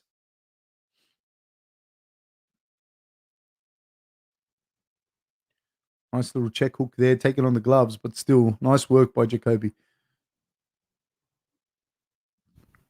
1 minute 44 seconds to go. Nice left hook landed by Jacoby. Cutelaba showing off a very solid chin. That landed flush. Jacoby slides out of the way and throws a little jab. Now throws another jab. Jacoby in a crouch stance coming forward. Nice. Throws a left high kick. Nice jab exchange there.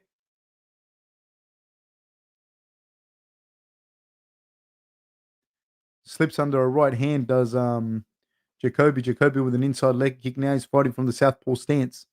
There's 1 minute to go in this second round. Cutelaba has definitely slowed down. I'd like to see Jacoby go to the body a little bit as well. 2 jabs landed by Jacoby on a very tired Cutelaba. 52 seconds to go in this round. Cutelaba swings with a massive left hook and misses. Both boys exchange in the center. Cutelaba starting to look the worse for wear. Gets hit with another jab and another jab and another jab. Not flush, but they are landing. Leg kick landed by Jacoby. Oh, big right hand landed by Jacoby. No luck on the takedown attempt by Cutelaba. Jacoby looking for an uppercut. Swing and a miss. Very telegraphed uppercut, by the way.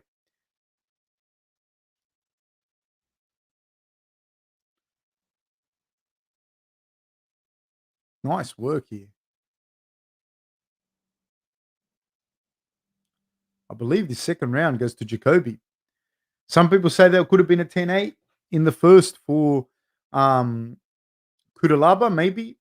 So I don't know how we have this scored, but I'd definitely score the first to Cutelaba, the second to Jacoby.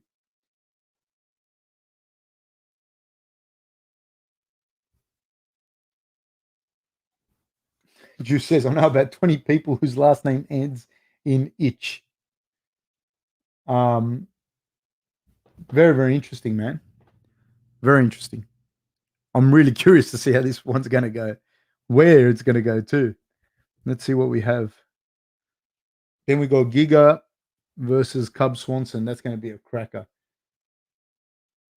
Ben says, this is Jacoby's fight to lose. Ion, if he can keep it on the feet, he's got this one. TJC says, wow, the jab, when done well with the smaller gloves, is so impressive and important. Man, it'll bust your fucking face. Murtaza says, Charles Oliveira, Chandler Fab. That's a real tough one. I think Charles has some interesting ways to win and can win. I think it's very tight.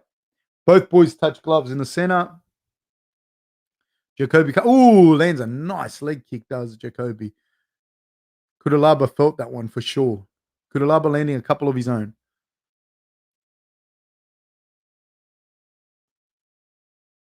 Left high kick by Jacoby. Cutelaba slowed down considerably. Ooh, right kick to the body by Jacoby. Nice work. That's what I wanted to see. I wanted to see some body shots from Jacoby. On a tired man like this, it's the best. Nothing says I love you like a nice body shot. They exchange jabs. Cutelaba went looking for a huge right hand. Jacoby's landed a bunch of jabs, but Cutelaba landed a big right hand then on Jacoby. But he hasn't got the pop in his punches anymore. Oh, another right high kick there. Partially landed by Jacoby.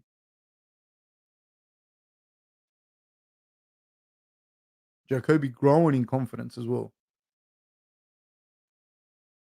Ooh, ducks under a big right hand from Cutelaba throws a left right of his own. Cutelaba's in all sorts of trouble. 3 minutes and 30 seconds to go. That's a long time to be in there when you're gassed, I'm telling you. Left hook landed, but nothing on it from Cutelaba. Nice jab landed by Jacoby. Another jab and a 1-2 landed by Jacoby. Not flush, but enough. Oh, a little check hook landed by Jacoby on Cutelaba's entrance. Oh, nice little jab landed by Jacoby. Jacoby moving Cutelaba back. Cutelaba tries to throw a right hand, but Jacoby slides out of the way and lands a combination of his own. Another right hand landed by Cutelaba as he continues to come forward on Jacoby. Jacoby now with a jab moves Cutelaba back. Both men bleeding from the face. Southpaw stance now for Jacoby. Jacoby back in the orthodox stance. Showing Cutelaba too many different looks at this stage of the fight, I believe. It stands to reason, though, that it could have been a 10-8 round, and then if Jacoby gets this round, it could be just a draw. I don't know. However, I have Jacoby winning this fight. 2 minutes, 33 seconds to go. Could even stop him.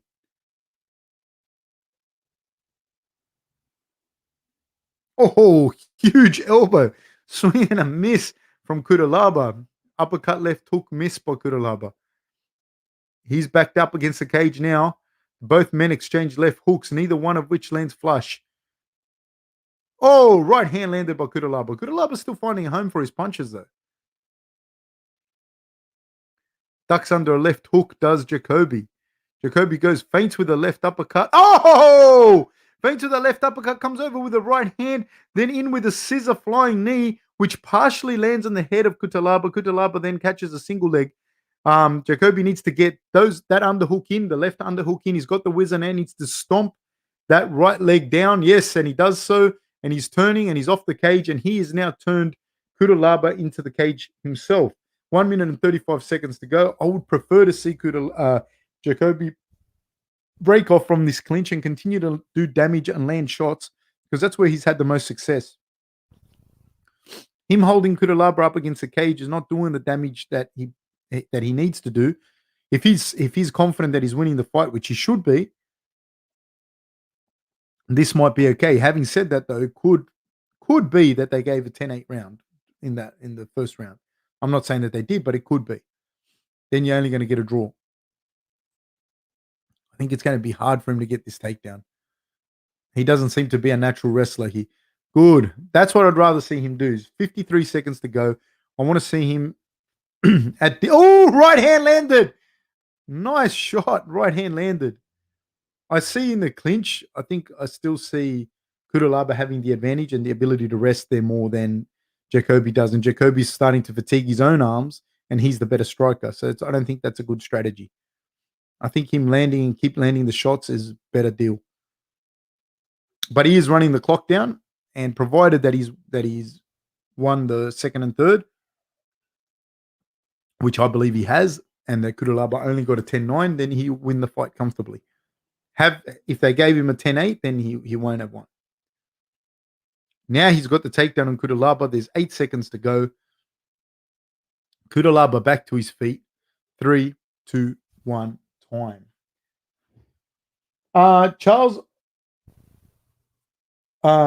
Charles Oliveira or Chandler, Fab? My heart's with Charles because I like Charles. I trained with Charles in Brazil 10 years ago, 15 years ago, 12 years ago, something like that. So my heart's there. Chandler, I think, is a very, very good fight. I think he poses a lot of problems with the knockout power that he has in his hands. He's got legit, proper, one-shot, stop-you knockout power, That's a big one. His wrestling will make it very hard for Charles to be able to take him down. I see Charles if he can do it. I don't think he's worried about being taken down by Chandler. But Chandler's no dummy, and I think that Chandler can still get the takedown on Charles. Control there, throw some bombs, and then get up if he feels it's getting a little bit messy. Charles is no joke on the ground. No fucking joke on the ground. So I think it's a little bit split, but I do think that Chandler has a lot of power, man. I'll be back in 1 second, guys. I'll be very, very back. I'll be very, very back. I'll be back very, very soon. Actually, I want to see, so I'm not behind on this. I want to know what the decision is. Juice says, when you say I prefer Jacoby break out of the clinch and continue with the stand up as he's been doing more damage there, does the fighter feel that same way? Do they have that awareness? Again, that's why I don't like to criticize, because I don't know. Like, I don't know. He might have broken his hand. You know what I mean? Like, I don't know why he's doing that, or he may feel that he won the second and won the third, and that's a smart thing for him to do. So I'm not criticizing him as much as it's an observation, you know, because in my opinion, it could have easily gone 10-8 the first round, depend on how judges score it. I wouldn't have given it a 10-8, but I can see judges giving it a 10-8. It could easily go 10-8 to Cutelaba and then 10-9, 10-9, which makes it a draw. So what'd they give? Yes, he split draw. Fuck. That's what I said. That's why I said I think he should have broken away and tried to finish it. So I'll be back in 1 second.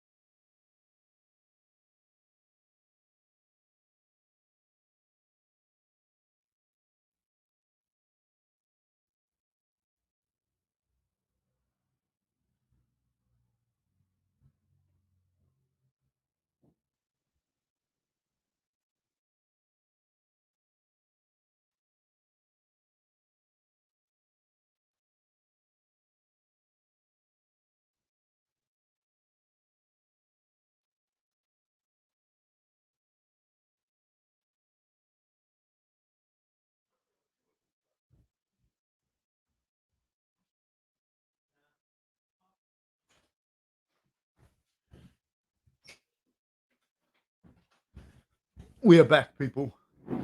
Thank you so much. Let me see. So only one judge. Okay. Yeah, it was. That's what I meant. That's what I was saying. Like I think it was a little bit risky because conceivably could have been a 10-8 round. You know, I probably don't agree with it, but I don't disagree with it either.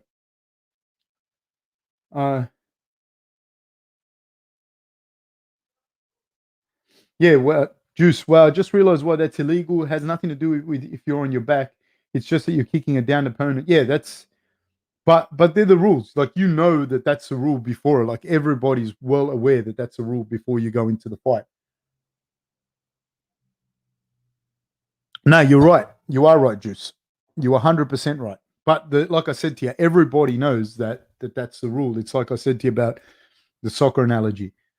Should it be a penalty if you handball the ball on the corner of the 18-yard box facing the other way, and you get then the opponent gets a penalty right in front of the goal, when they weren't even near it. But you know that's a rule before you go into it. Am I a black belt in the gi fab? No, I'm a brown belt. But I haven't rolled in a gi for a long time. But I've done jiu-jitsu for about 20 something years. I will eventually get my black belt in the gi. I have to get my knee replacement, but yeah, I've done jiu-jitsu for a long time. So yeah, and wrestled for a while.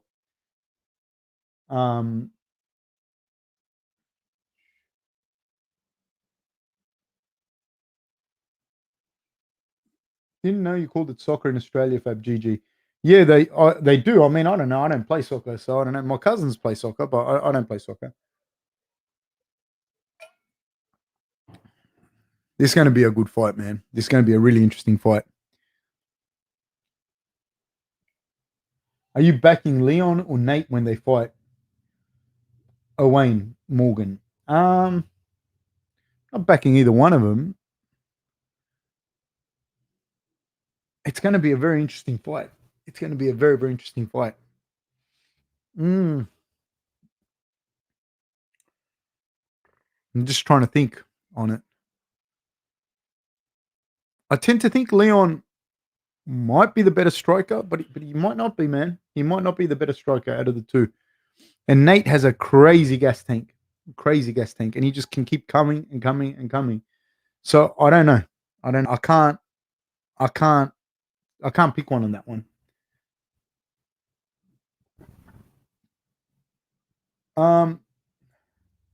Murtaza Aki says he's hoping to get the knee fixed and the overdue black belt soon, coach. Thank you, Murtaza. Thank you very much. Christian Laurent says having fights in the Apex is much more violent in terms of sound. Hearing the coaches yell and shots late, man, makes the intensity go up by 1,000. I haven't heard it like that, but I believe you. TJ says I'm hearing that Tyson Fury and Francis Ngannou are talking fighting down the road. Thoughts, laugh out loud. I think Tyson demolishes him, to be honest with you. Unless he can land something big. Next big fighter from down under. Oh man, there's quite a few, man. Quite a few young guys that are coming through that are going to be serious problems for people. Martovia, didn't get to watch Nate much, but I always thought he was a grappling specialist for some weird reason. He's very similar to Nick. He's very, very similar to Nick. Rooting for Cub here. I know he won't back down like Giga's last opponents. Dr. Jones. Tasman Andrews says, Fab, what's your regular coffee order? I don't drink coffee anymore, man, because it's no good for my anxiety. But I like a double ristretto, double ristretto Mac. I really enjoy that, but I can't have that anymore, sir. As I'll kill someone if I have it. I'll have a double macchiatos, stuff like that. Yeah, I jet fuel, man. But I can't drink any of that stuff anymore. I'm a big fan of Cub Swanson. I like Cub Swanson a lot. So let's see what happens in this fight.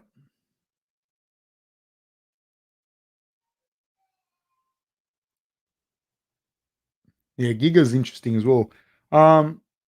Dr. Jones says, I still maintain that Mike Davis probably would have battered Giga, and I really, really like Giga. Maybe. Christian Lawrence says, if Cub manages to KO somehow, does he deserve a top 5 featherweight? I mean, they've thrown some real good specialists at Cub, like Kron and now Giga. If he beats them, why not? TJ says Nate is a grappling specialist when he hits the ground. He's just stocked and proud and wants to stand and bang. Got to respect. The thing is, man, he's a very, very good jiu-jitsu guy. Very good jiu-jitsu guy. But he's also a very, very good proper boxer. He can box. He can really box. He's got a really good chin, just like his brother. Juice says, I used to manage a cafe and was probably drinking up to 8 lattes a day. Had anger issues and realized about 2 months in that it was because of the coffee. Yeah, dude. It's if you ate lattes, if I drank 8 lattes, dude, I'd be in jail. Sniping McSendit says his boxing coach Richard Perez is a legit boxing coach. Yeah, they box at a legit boxing gym, or he does. He boxes at a legit boxing gym. There's no fucking joke. Like that's legit boxing with legit boxers. People don't understand that makes a massive difference. Owen Morgan says, do you think that Adesanya is ducking Rob because surely he's clearly number one contender? Well, I don't think. I know that Rob is clearly the number one contender. That's like there's empirical evidence to suggest that. I don't think Adesanya is ducking him. I don't think Adesanya is ducking anyone. I think that that's just how the fight happened. But Rob is undoubtedly, undisputed, unequivocally the number one contender. Dr. Jones, PhD 62 says, Giga's got some obvious defensive deficiencies in the pocket and he wings over hands from last Thursday. I'm curious to see if Cub can get past his phenomenal kicks and Giga's freeze ray. Let's see. Murtaza Aki says, let's go, Cub. Martovi, hey Fab, how well can you see without your glasses? Very badly. Very, very, very badly. Like underwater kind of thing. Like if you're swimming underwater and you open your eyes like that, that's how I see. Sorry, guys, that I skipped a whole bunch of people, but yeah. TJC says, what I've seen is that Rob didn't want to turn around and fight immediately, so they gave it to Vittori. No harm, no foul. I think everyone's entitled to whatever they want to do. So, yeah. Dr. Jones says, holy fuck, Fab. Rob looked incredible last time out. Probably the second best performance in a year of amazing performances. In against Gastelum, I think he looked really good. I think he looked really good in all his fights. You know, I think there might be some fights early on that he didn't look that good, but I struggled to find a fight where he didn't look good, to be honest with you. But yeah, he looked very good against Gastelum. Hanoi Tripper says, Gal getting $900,000 to fight Huni for the Oz heavyweight belt. Can Gal win? He's won. If he gets $900,000 to fight Huni, then he won. You know, but Huni will fucking kill him. Will smash him badly. I've been there when Huni has trained, and yeah, I've been there in the gym. I've seen him spar guys, and fuck, mate, he's fucking lethal, dude. He's a different animal. He's not guy for MMA guys and rugby league players to take boxing fights with to see where they're at. Justice Huni's a fucking different level. He's a different animal. 112 kilos and fucking deadly, man, with really, really, really good footwork for a heavyweight and fucking punching power, man. Nah, dangerous man.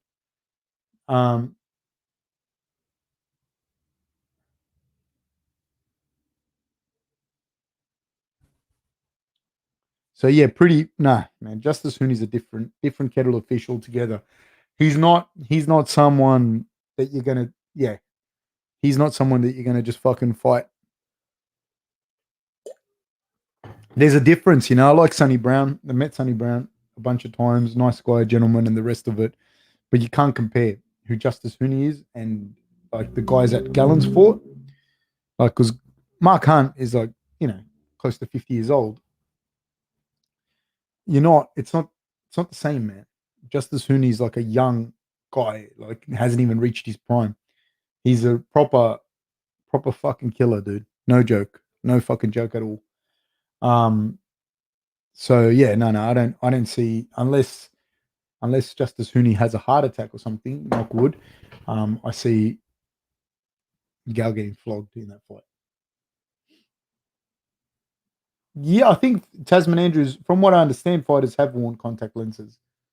Ram Diesel says Mark Hunt is a true boss. Man, Mark Hunt is the man, mate. I've known Mark for a long, long time. More than probably 20 years, more maybe. And I think, yeah, he's just a fucking champion. We're on, people. Giga goes looking with kicks early down the middle. from the southpaw stance. He's switching from southpaw to orthodox stance. Cub controlling the center of the octagon. Very interesting here. Giga's nice and long. Very good with his kicks. Cub trying to find a way to get inside here. Looking for an entry point. Giga with a nice jab. And good movement. That's what I talk about with the movement with the strikers that make it very hard for grapplers to get in on them. The way that they move and the striking that comes from all different chambers. Now, that doesn't mean that you can't beat them, but I'm saying it makes it very hard. Nice combination there as well. And that switching backwards and forwards makes it very difficult. Nice lead left hand. Oh, he's dropped him with a liver shot. Oh, Cub's in all sorts of trouble. My God. Oh, the liver shots, man. Oh my God. Giga struggling to get over the fence when he won. Man, for those of you that don't know, man, the liver shots. Oh my God. The liver shots take everything out of you. You just have nothing left in it. You know, somebody lands a liver shot like that, like a liver kick. It doesn't seem like it hit you hard either, but it just kills you. It just takes everything from you. And the way that he was switching stances makes it very, very effective because then he can kick at the liver from the southpaw stance. So you're switching your stance, see? So you can, boom, kicked him right in the liver. Oh my God. And Cub tried to get the single leg, but you have nothing left. I can't explain what it feels like. So he switches to southpaw, and then he throws that, and he catches right on the liver, but just with the foot, man. Just with the foot. Boom. That'll stop you, man. Doesn't matter how tough you are. Doesn't matter how strong you are. If they catch you flush on the liver like that, it's like getting caught on the chin. And there's nothing you can do. You know, nothing. Like you just eat shit, man. That's what happens. Oh my God. I feel for him. It's crippling, like paralyzing.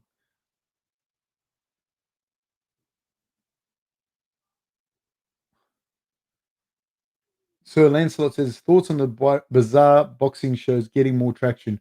I'm worried it'll level, if not surpass MMA boxing views. I pray it doesn't get that popular. Man, there's all sorts of shit on TV, man. Like, try the internet. You know, you can watch fucking two midgets beat a woman with an axe or something. You know what I mean? You can watch anything. TJC says, shuts your body down from the shoulders down. Brutal. I disagree. Shuts your body down, period. Your head, your brain, everything. Nothing wants to work. You're fucking dead. Like it makes you want to cry and shit your pants at the same time. Christian Lawrence says, Andy Reyes and Chris Ariola are putting on a war right now. See, that's the problem, man. I wish I could commentate them both, but I can't because they're on at the same time. I would have loved to have commentated them both.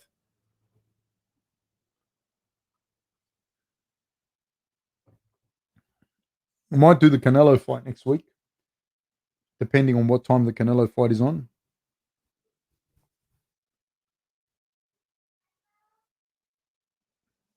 Nah. Juice, how much damage is that? Is there serious issues that can arise from a liver shot? The thing with, I don't know. I can't assume it would be healthy for you. But from what I understand, the liver, the spleen, the kidneys, they're all solid organs. They're not like, it's not like the stomach where there's give. Like, so they bruise, man. And there's also like a whole bunch of other shit in there in the liver. But look at that. Look at that. Look at that. Oh my God. But the liver bruises, man. So do the kidneys. So does the spleen. So when you hit those, that's why people aim for those organs because they bruise. They're solid. Oh my God.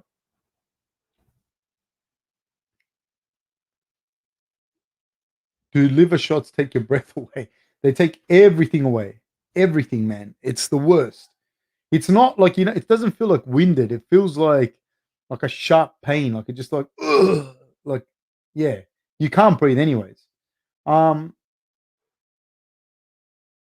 Do liver. Okay. Mortaza says you should do the Chandler versus the Bronx card. 100% do the Chandler and the Bronx card.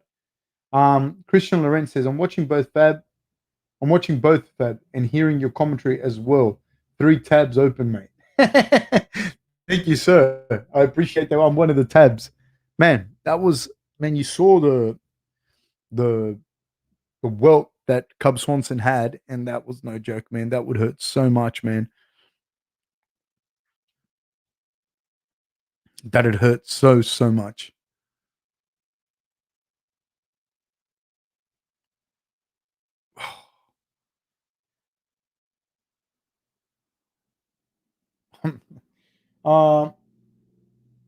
Wayne Morgan says, what do you believe is the most important aspect of martial arts to have a base in before you start MMA? I think you have to. I don't think, like, people say wrestling, people say jiu-jitsu, people say whatever. I think it just depends, man. I think it depends on you, what you enjoy the most. And then when you enjoy something and you're good at it, you're going to become very proficient at it. And then it's easier for you to apply that skill to the rest of it. You know what I mean? It's easier for you to build your jiu-jitsu and wrestling game around your proficiency at kickboxing or boxing, for instance. So that's my real answer to that.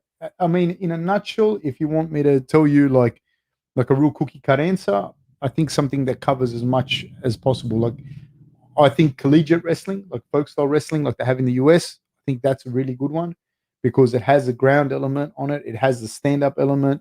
It obviously you're not striking, but you are on your feet, and the type of wrestling they do lends itself to scrambling and moving on the ground. So that'd be probably that answer to me. And you compete a lot in wrestling as well. It doesn't have submissions, but it does have all those other elements that I said.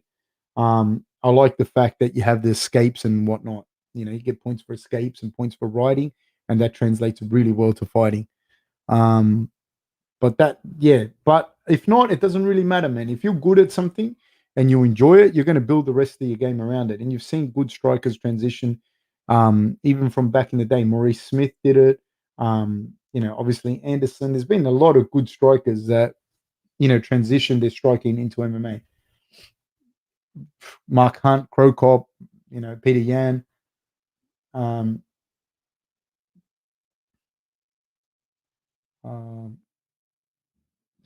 Chris K says that shot was like 10,000 vodka shots to the liver at once.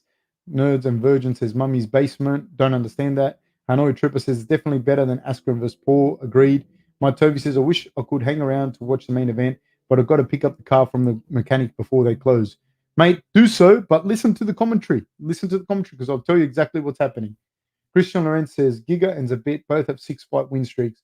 Do you see them as 5-round main event on Fight Island for a number 2 contender fight? Ooh, that would be a good fight, man. That'd be a good fight. Bit crazy fight. Gerald Crossan says, what do you think of the upcoming Conor Dustin trilogy fight? Do you think it was just ring rust for Conor, or do you think Conor's done?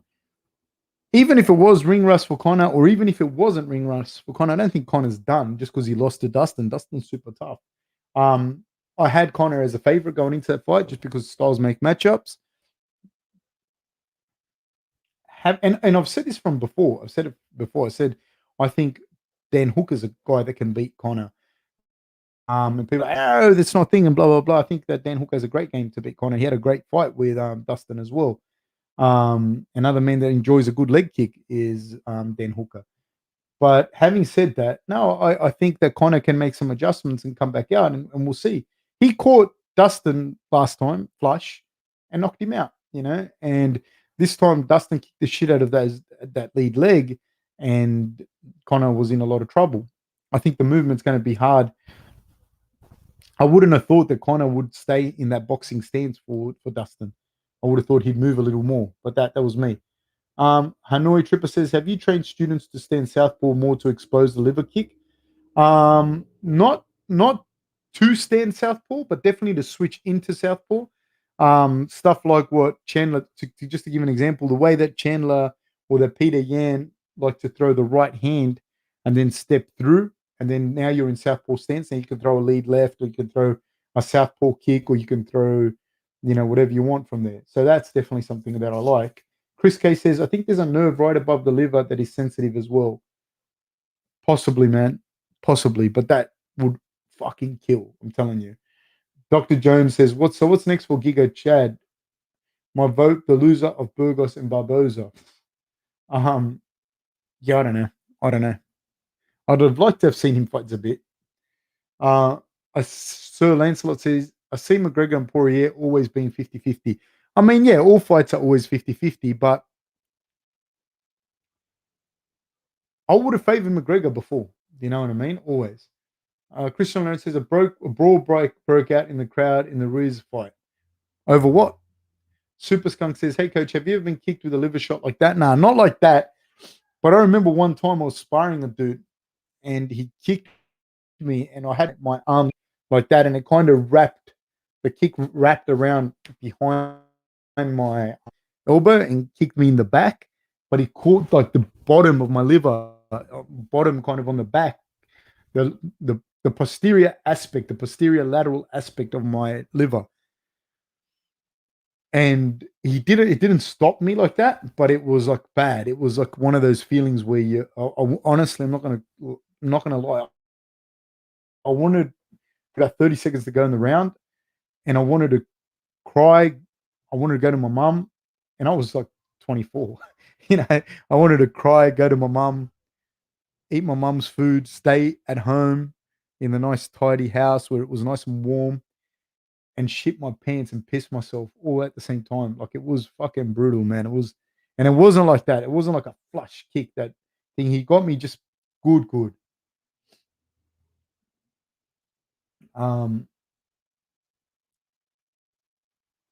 Chris K says, just tap yourself in that spot. Yeah. And you can feel how sensitive it is. 100%. That's what I say to people all the time. I saw a video explaining the liver is really close to the surface between two of the ribs as well.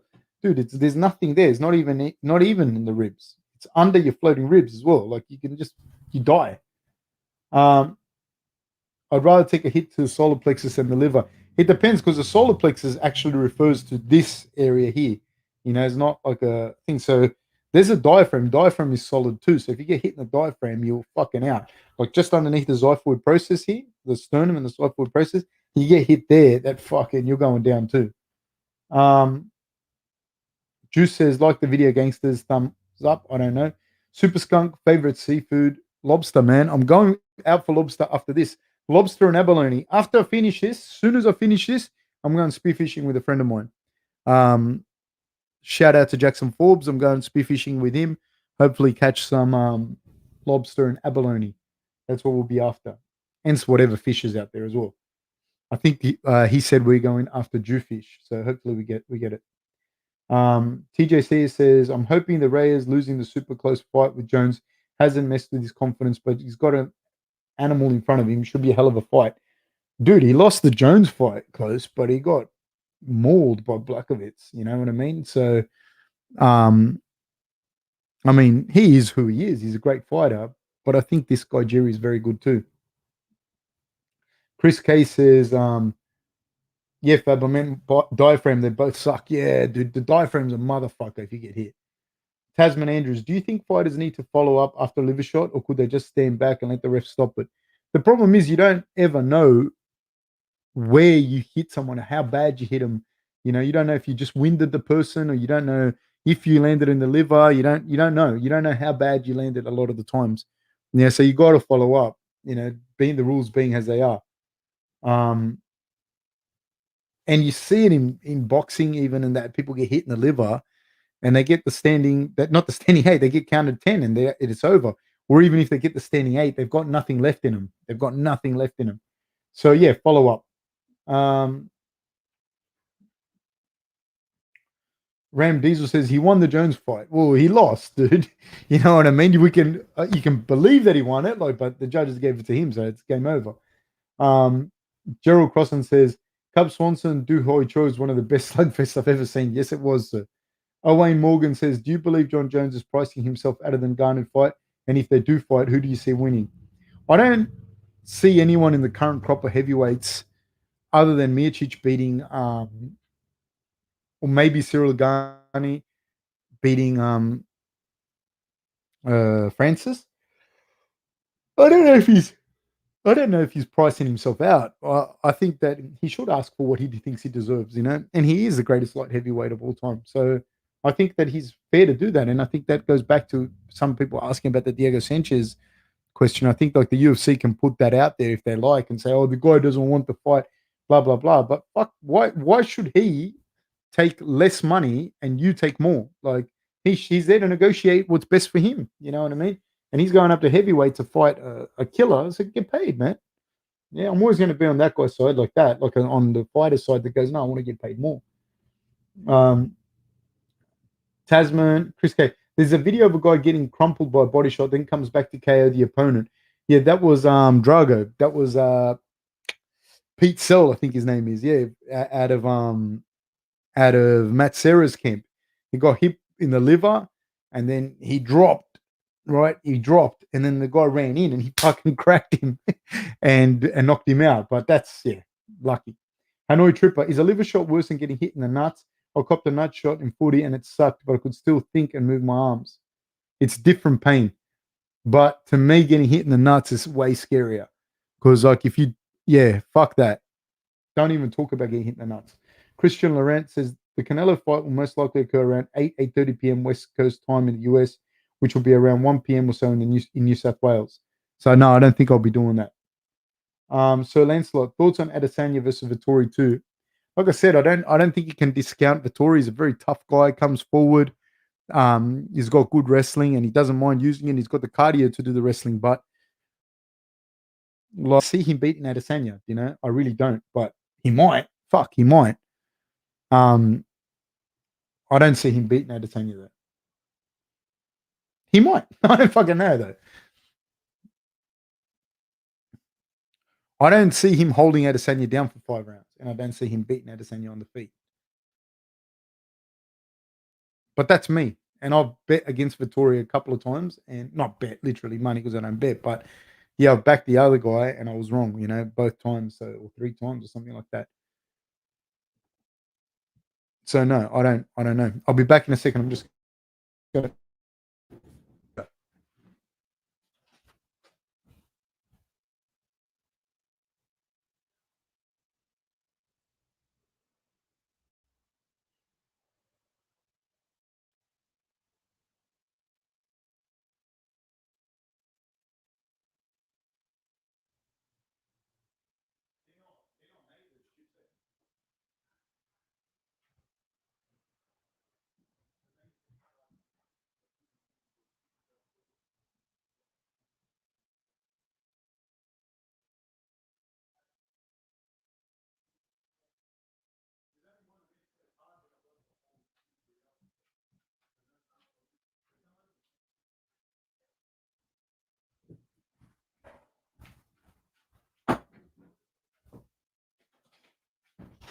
Okay, so the guys are walking in. Jerry's taking his shirt off now.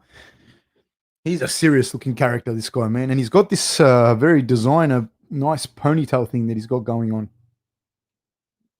I don't know about wearing stuff like that. I always think, like, what if you get caught in a guillotine or whatever, and that just gives the extra traction that you needed to get out of it? Northeast says Reyes wins tonight. He may well win. It'd be a close one.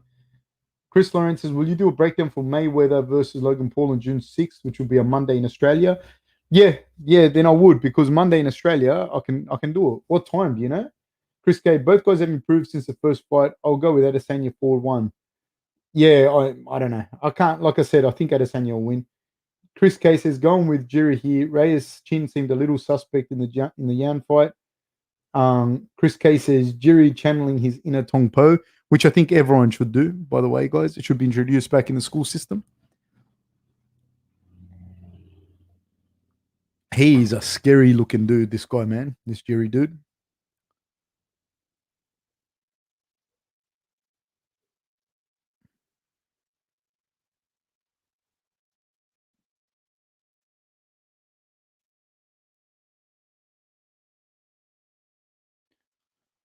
Big guy, man. Got dynamite in his hands too, man.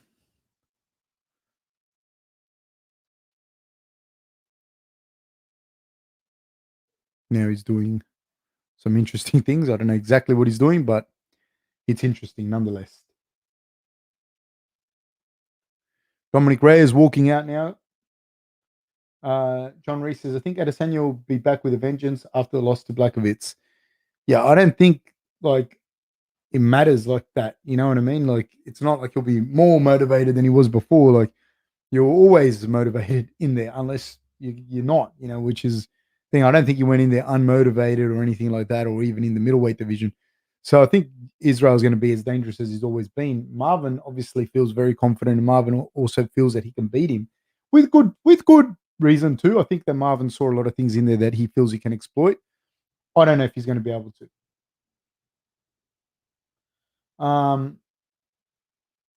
John James says Teletubby looks a bit unco. Man, he's fucking coordinated. I'll tell you that. Juice says if someone's like in for a takedown is going for a guillotine, a recommended move. Okay, so someone going for a takedown is a guillotine a recommended move. Depends how good your guillotine is. That's number one. There are guys that have super good guillotines, and yes. The problem is when you go for a guillotine, if you haven't got it in flush, the person's now landed on top of you. He secured the takedown. He scored the takedown. So, and it's hard because the person has to shoot in a way that it's the guillotine's there for you. It's not always going to be there flush for you.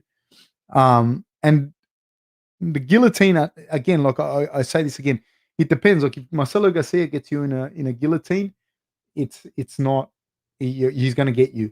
But the guillotine, you can also defend it. It's not that hard to defend if you hit a nice double leg. So the guys it depends who's doing the guillotining and who's doing the double legging. Because a guy that's got a good double leg, and knows he's going to do it and does it in MMA, is going to have good guillotine defense usually, because that's what people are going to do to try and get him. So you're better off trying to crossface and stop. You're better off trying to do a crossface and stop the takedown. And then as that takedown loses momentum, if the person has broken their posture, then go for the guillotine. But guillotine and thing, it's a bit hard. Christian Lorenz says, no update on the time for Logan vs. Paul, since that fight will be happening on a Sunday in a sold-out stadium in Miami. But do you know what time the card starts?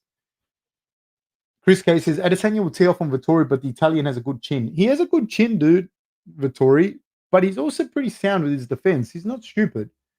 Ren Witchell says, nut, sternum, and liver shots are all painful. I found the sternum shot easier to deal with, but saying that, maybe it didn't get hit properly. If the sternum cracks, it's a motherfucker too, man. And your heart. People can punch your heart. And Kyokushin, they do a big thing about punching the heart, So yeah, I'm not interested in any of that shit. Jerry reminds me of a more technical and shades of Tony Ferguson. He's a little bit crazy, isn't he, Christian? Juice.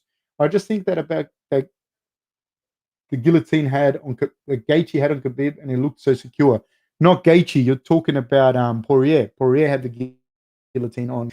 It's hard as well, though, man. Once you're both slippery and you can't control the body, you can't control the body on Khabib. It's hard, man. And again, you got to think who you're doing the guillotine to. You're doing it to Khabib. I mean, fair play to Dustin because he does have a good guillotine. So that's a risk. That's a gamble. Owain Morgan says, what did you think of Jeremy Steve? And also I'll say this, Dustin Poirier probably wasn't going to win the stand-up with Khabib, as in like Khabib was going to get him down, blah, blah, blah, blah, blah. So it was a good tactic for him. He could have won the fight that way. So good for him. What did you think of Jeremy Stevens' push on close? Should he have been punished for that to be expected between two people about to fight? I think that if the UFC made a very clear rule, again, it goes back to the rules. If they made a very clear rule that says, hey, dude, if you touch anyone at the weigh-in, you lose 50% of your purse and you could be suspended for fucking whatever, people wouldn't do it. It'd be a clear fucking rule. That's it. It's not that hard. The UFC want the drama. That's all. But if you said it very clearly like that, it wouldn't happen. Did you watch the Mark Hunt versus Antonio Silva fight that went to a draw? Terrifying men. I did.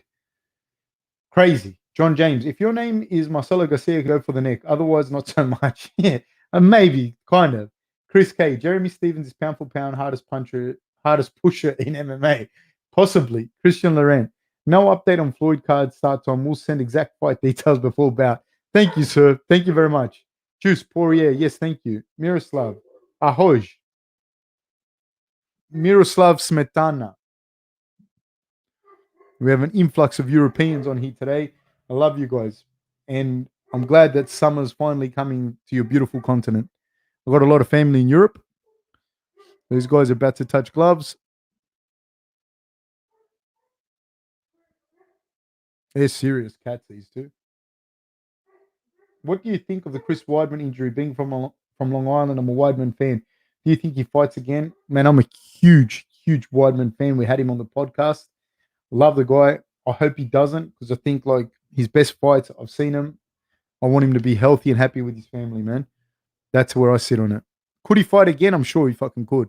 We're off. Reyes in the southpaw stance. Jury in the orthodox stance. Dominick holding the center of the octagon, stalking down. He's got the foot on the outside. Jury with his hands low. Jury goes looking for a lead right hand. He's got his hands nice and low against him. Throws a kick, does Dominick. Checked by Jury. And then Dominick throws the inside leg kick, which he lands on Jury. Then he goes looking for the liver shot, does Reyes. Jury looks for the lead right hand again. Oh. They drop the level and Jury goes looking for the right hand. Jury's showing some level changes, switches to orthodox stance, shows the level change again. They're both fighting in the orthodox stance, and Dominick goes looking for the lead left hand, and Jury switches back to orthodox. Dominick has shown nice, slick movement. Jury's got his hands down, showing a lot of different movement, though. He's showing the different stance. Oh! Changes his level, looks for the uppercut, and glances with the left hand on a hook on Reyes' face. It's hard to get a read on Jury. Very hard. Oh. Dom catches him there with the lead left hand. Oh! I think Jury got hit low, but I think Dominick may have got hit as well. Right kick down the middle lands by Jury. Dominick goes looking for a left hand himself.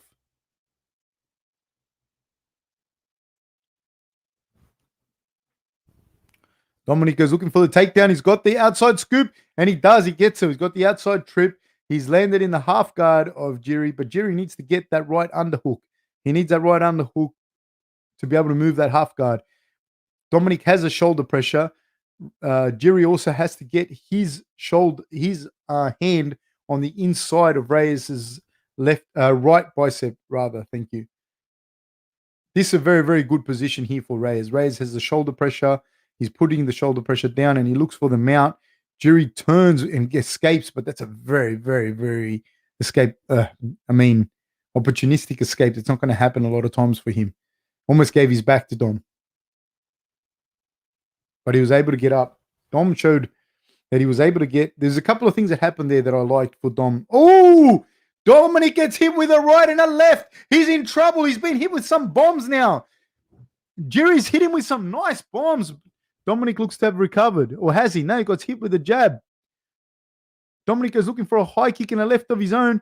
Jury comes forward again, shows a level change, wades through Dom's shots, hits him with an uppercut and a right hand. Dominick goes for a 1-2 down the barrel. They exchange jabs. Jury's a monster. He's just throwing bombs, hitting Dom to the body and to the head. Lead left hand, right hook landed by Dom. Right hand by Jury. Oh, Dom with a nice body kick taken on the forearm of Jury. Jury lands a combination again. 1 minute and 28 seconds to go. It goes to a right to the body and a left to the head. Another right to the body by Jury. Jury cutting off the octagon on Dominick Reyes. Lead right hand by... Oh.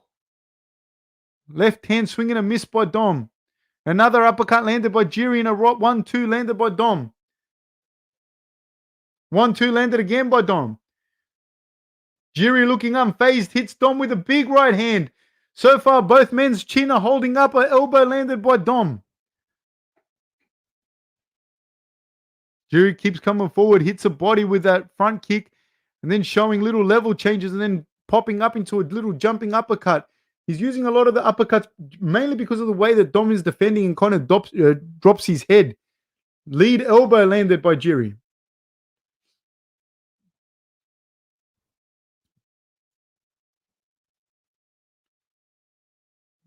Dominick looking to land that left kick to the body. Another right hand landed by Jiri. Another right hand landed by Jiri. Oh, lead left hand landed by Jiri. Goes looking for a knee up the middle. Misses. There's 14 seconds to go. Left hand landed by Dom. Another left hand lands by Dom. Drops his level. Does Jiri in a right hand and a left hand landed right, left.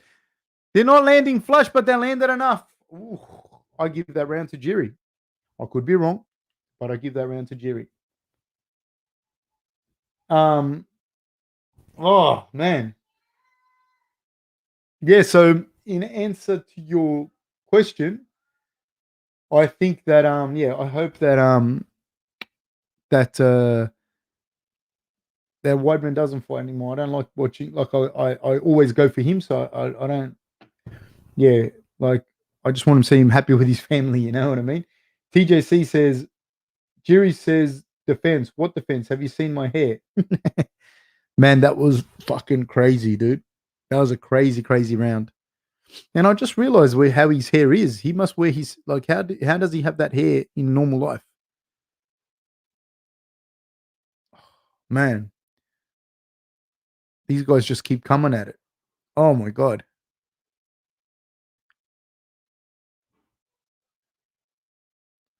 And we're about to start. Man, Sir Lancelot says, Jesus, how many punches can a man take? Not only that, these guys are big, heavy hitters, dude. You've seen them stop people with shots, you know, and they just keep coming.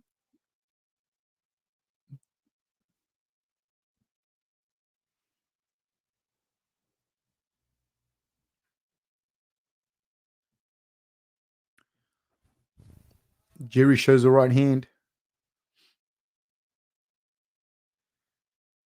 Left kick down the middle by Dom. And he just keeps coming. He's got his hands low, leaning in, creating a false distance. Is Jiri trying to get Dom to throw that left counter so he can throw the right hand over the top? That's what I believe he's trying to do. Dom's pretty cagey, knows what's happening though.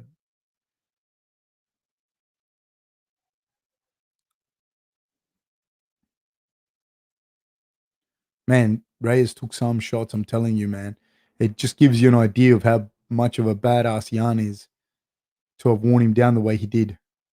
Just with the shots to the body and the massive shots to the head, obviously. Oh, hits him with a little check hook. Does Reyes.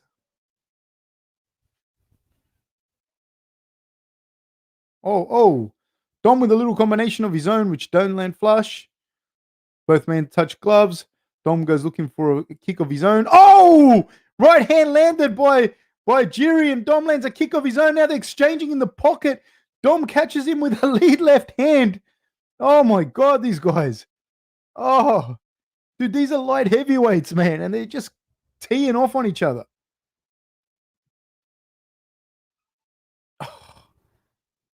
Left hand landed by Jiri. They exchange shots in the pocket. And Dom hit him with a back fist. Oh, left hand landed by Jiri. That was a huge left hand and an uppercut. Snaps Dom's head back.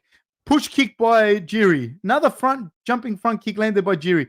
Jiri's looking for shots to the body. Very smart. Nice level changes by Jiri. Jiri with another kick down the middle. Left hand lead lands by Jiri. Jiri's got a very, very unorthodox approach. He's able to switch stances and hit, as I said, in MMA, and he throws kicks and punches from switching stances.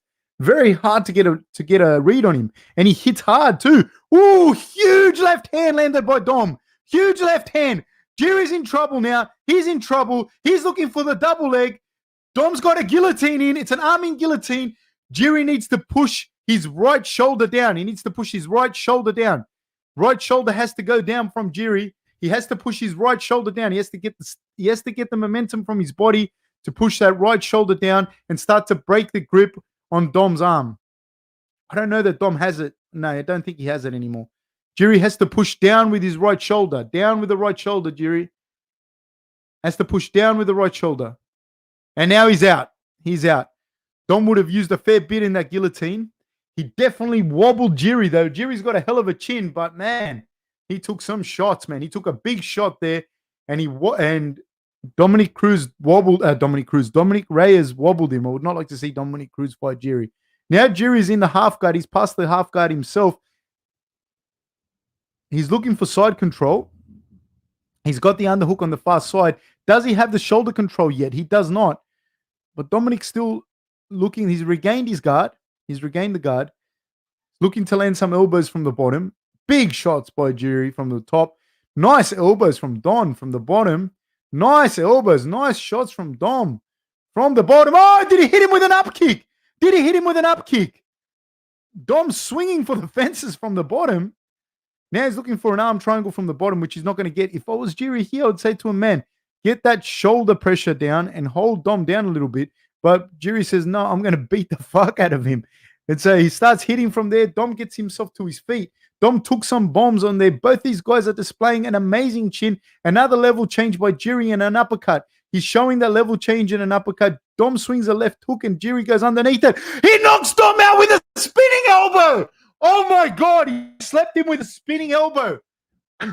Oh my God. Oh, man.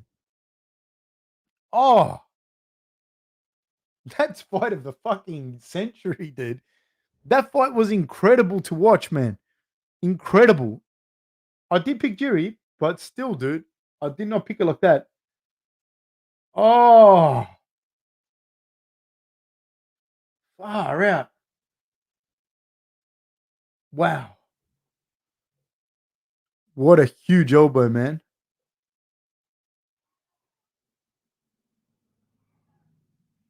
Boom! Spinning elbow. Wow.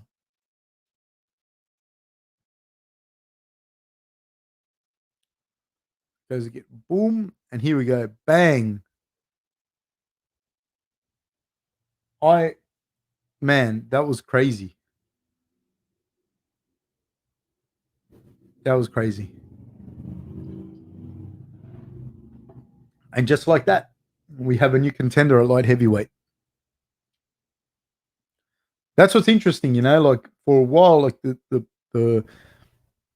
looks dormant, and then boom, you get another guy in there. Jiri looks like he could pretty much beat anyone, really. Jan will be a problem, of course, but man. Wow. Huh. Oh my God. Jiri won. Yes, sir. Michael Strong. Jiri won. It was a crazy fight. Really good showing by both guys. Dominick's still out, dude. Dominick's still down on the ground. I don't know if he's out, but he's definitely still lying supine on the ground. Man. First Australian, it did look like Rock'em Sock'em robots, but technical ones too. My God. Thank you guys. Thank you so much for being here. All right, well, we had a pretty cool night of fights. I'm going to try and do a Tuesday recap of this and see where we're all at, so we can have a big chat about the fights and and see where we're at. That was fucking insane, man. That was pretty crazy. So let's have a chat on Tuesday, Sydney time, 3 p.m. We'll have a big chat about the fights and what's happening and what's coming up and who's going to fight who and where everyone's going to be. I feel sorry for Dom, man. He's had a rough trot, but all he's had is fucking killers, man. Hey, TJC, the champion of champions. Thank you, sir. Thank you for what you do. I'll see you next time, and I'll support you when I can. Thank you so much, man. Guys, it really helps. You know, all the support, whether it's financial or otherwise, it helps a lot, man, to keep the show going. I really appreciate it. Until we get a big fucking corporate sponsor, you guys are keeping the show alive, man. So thank you so much, man. Thank you very much.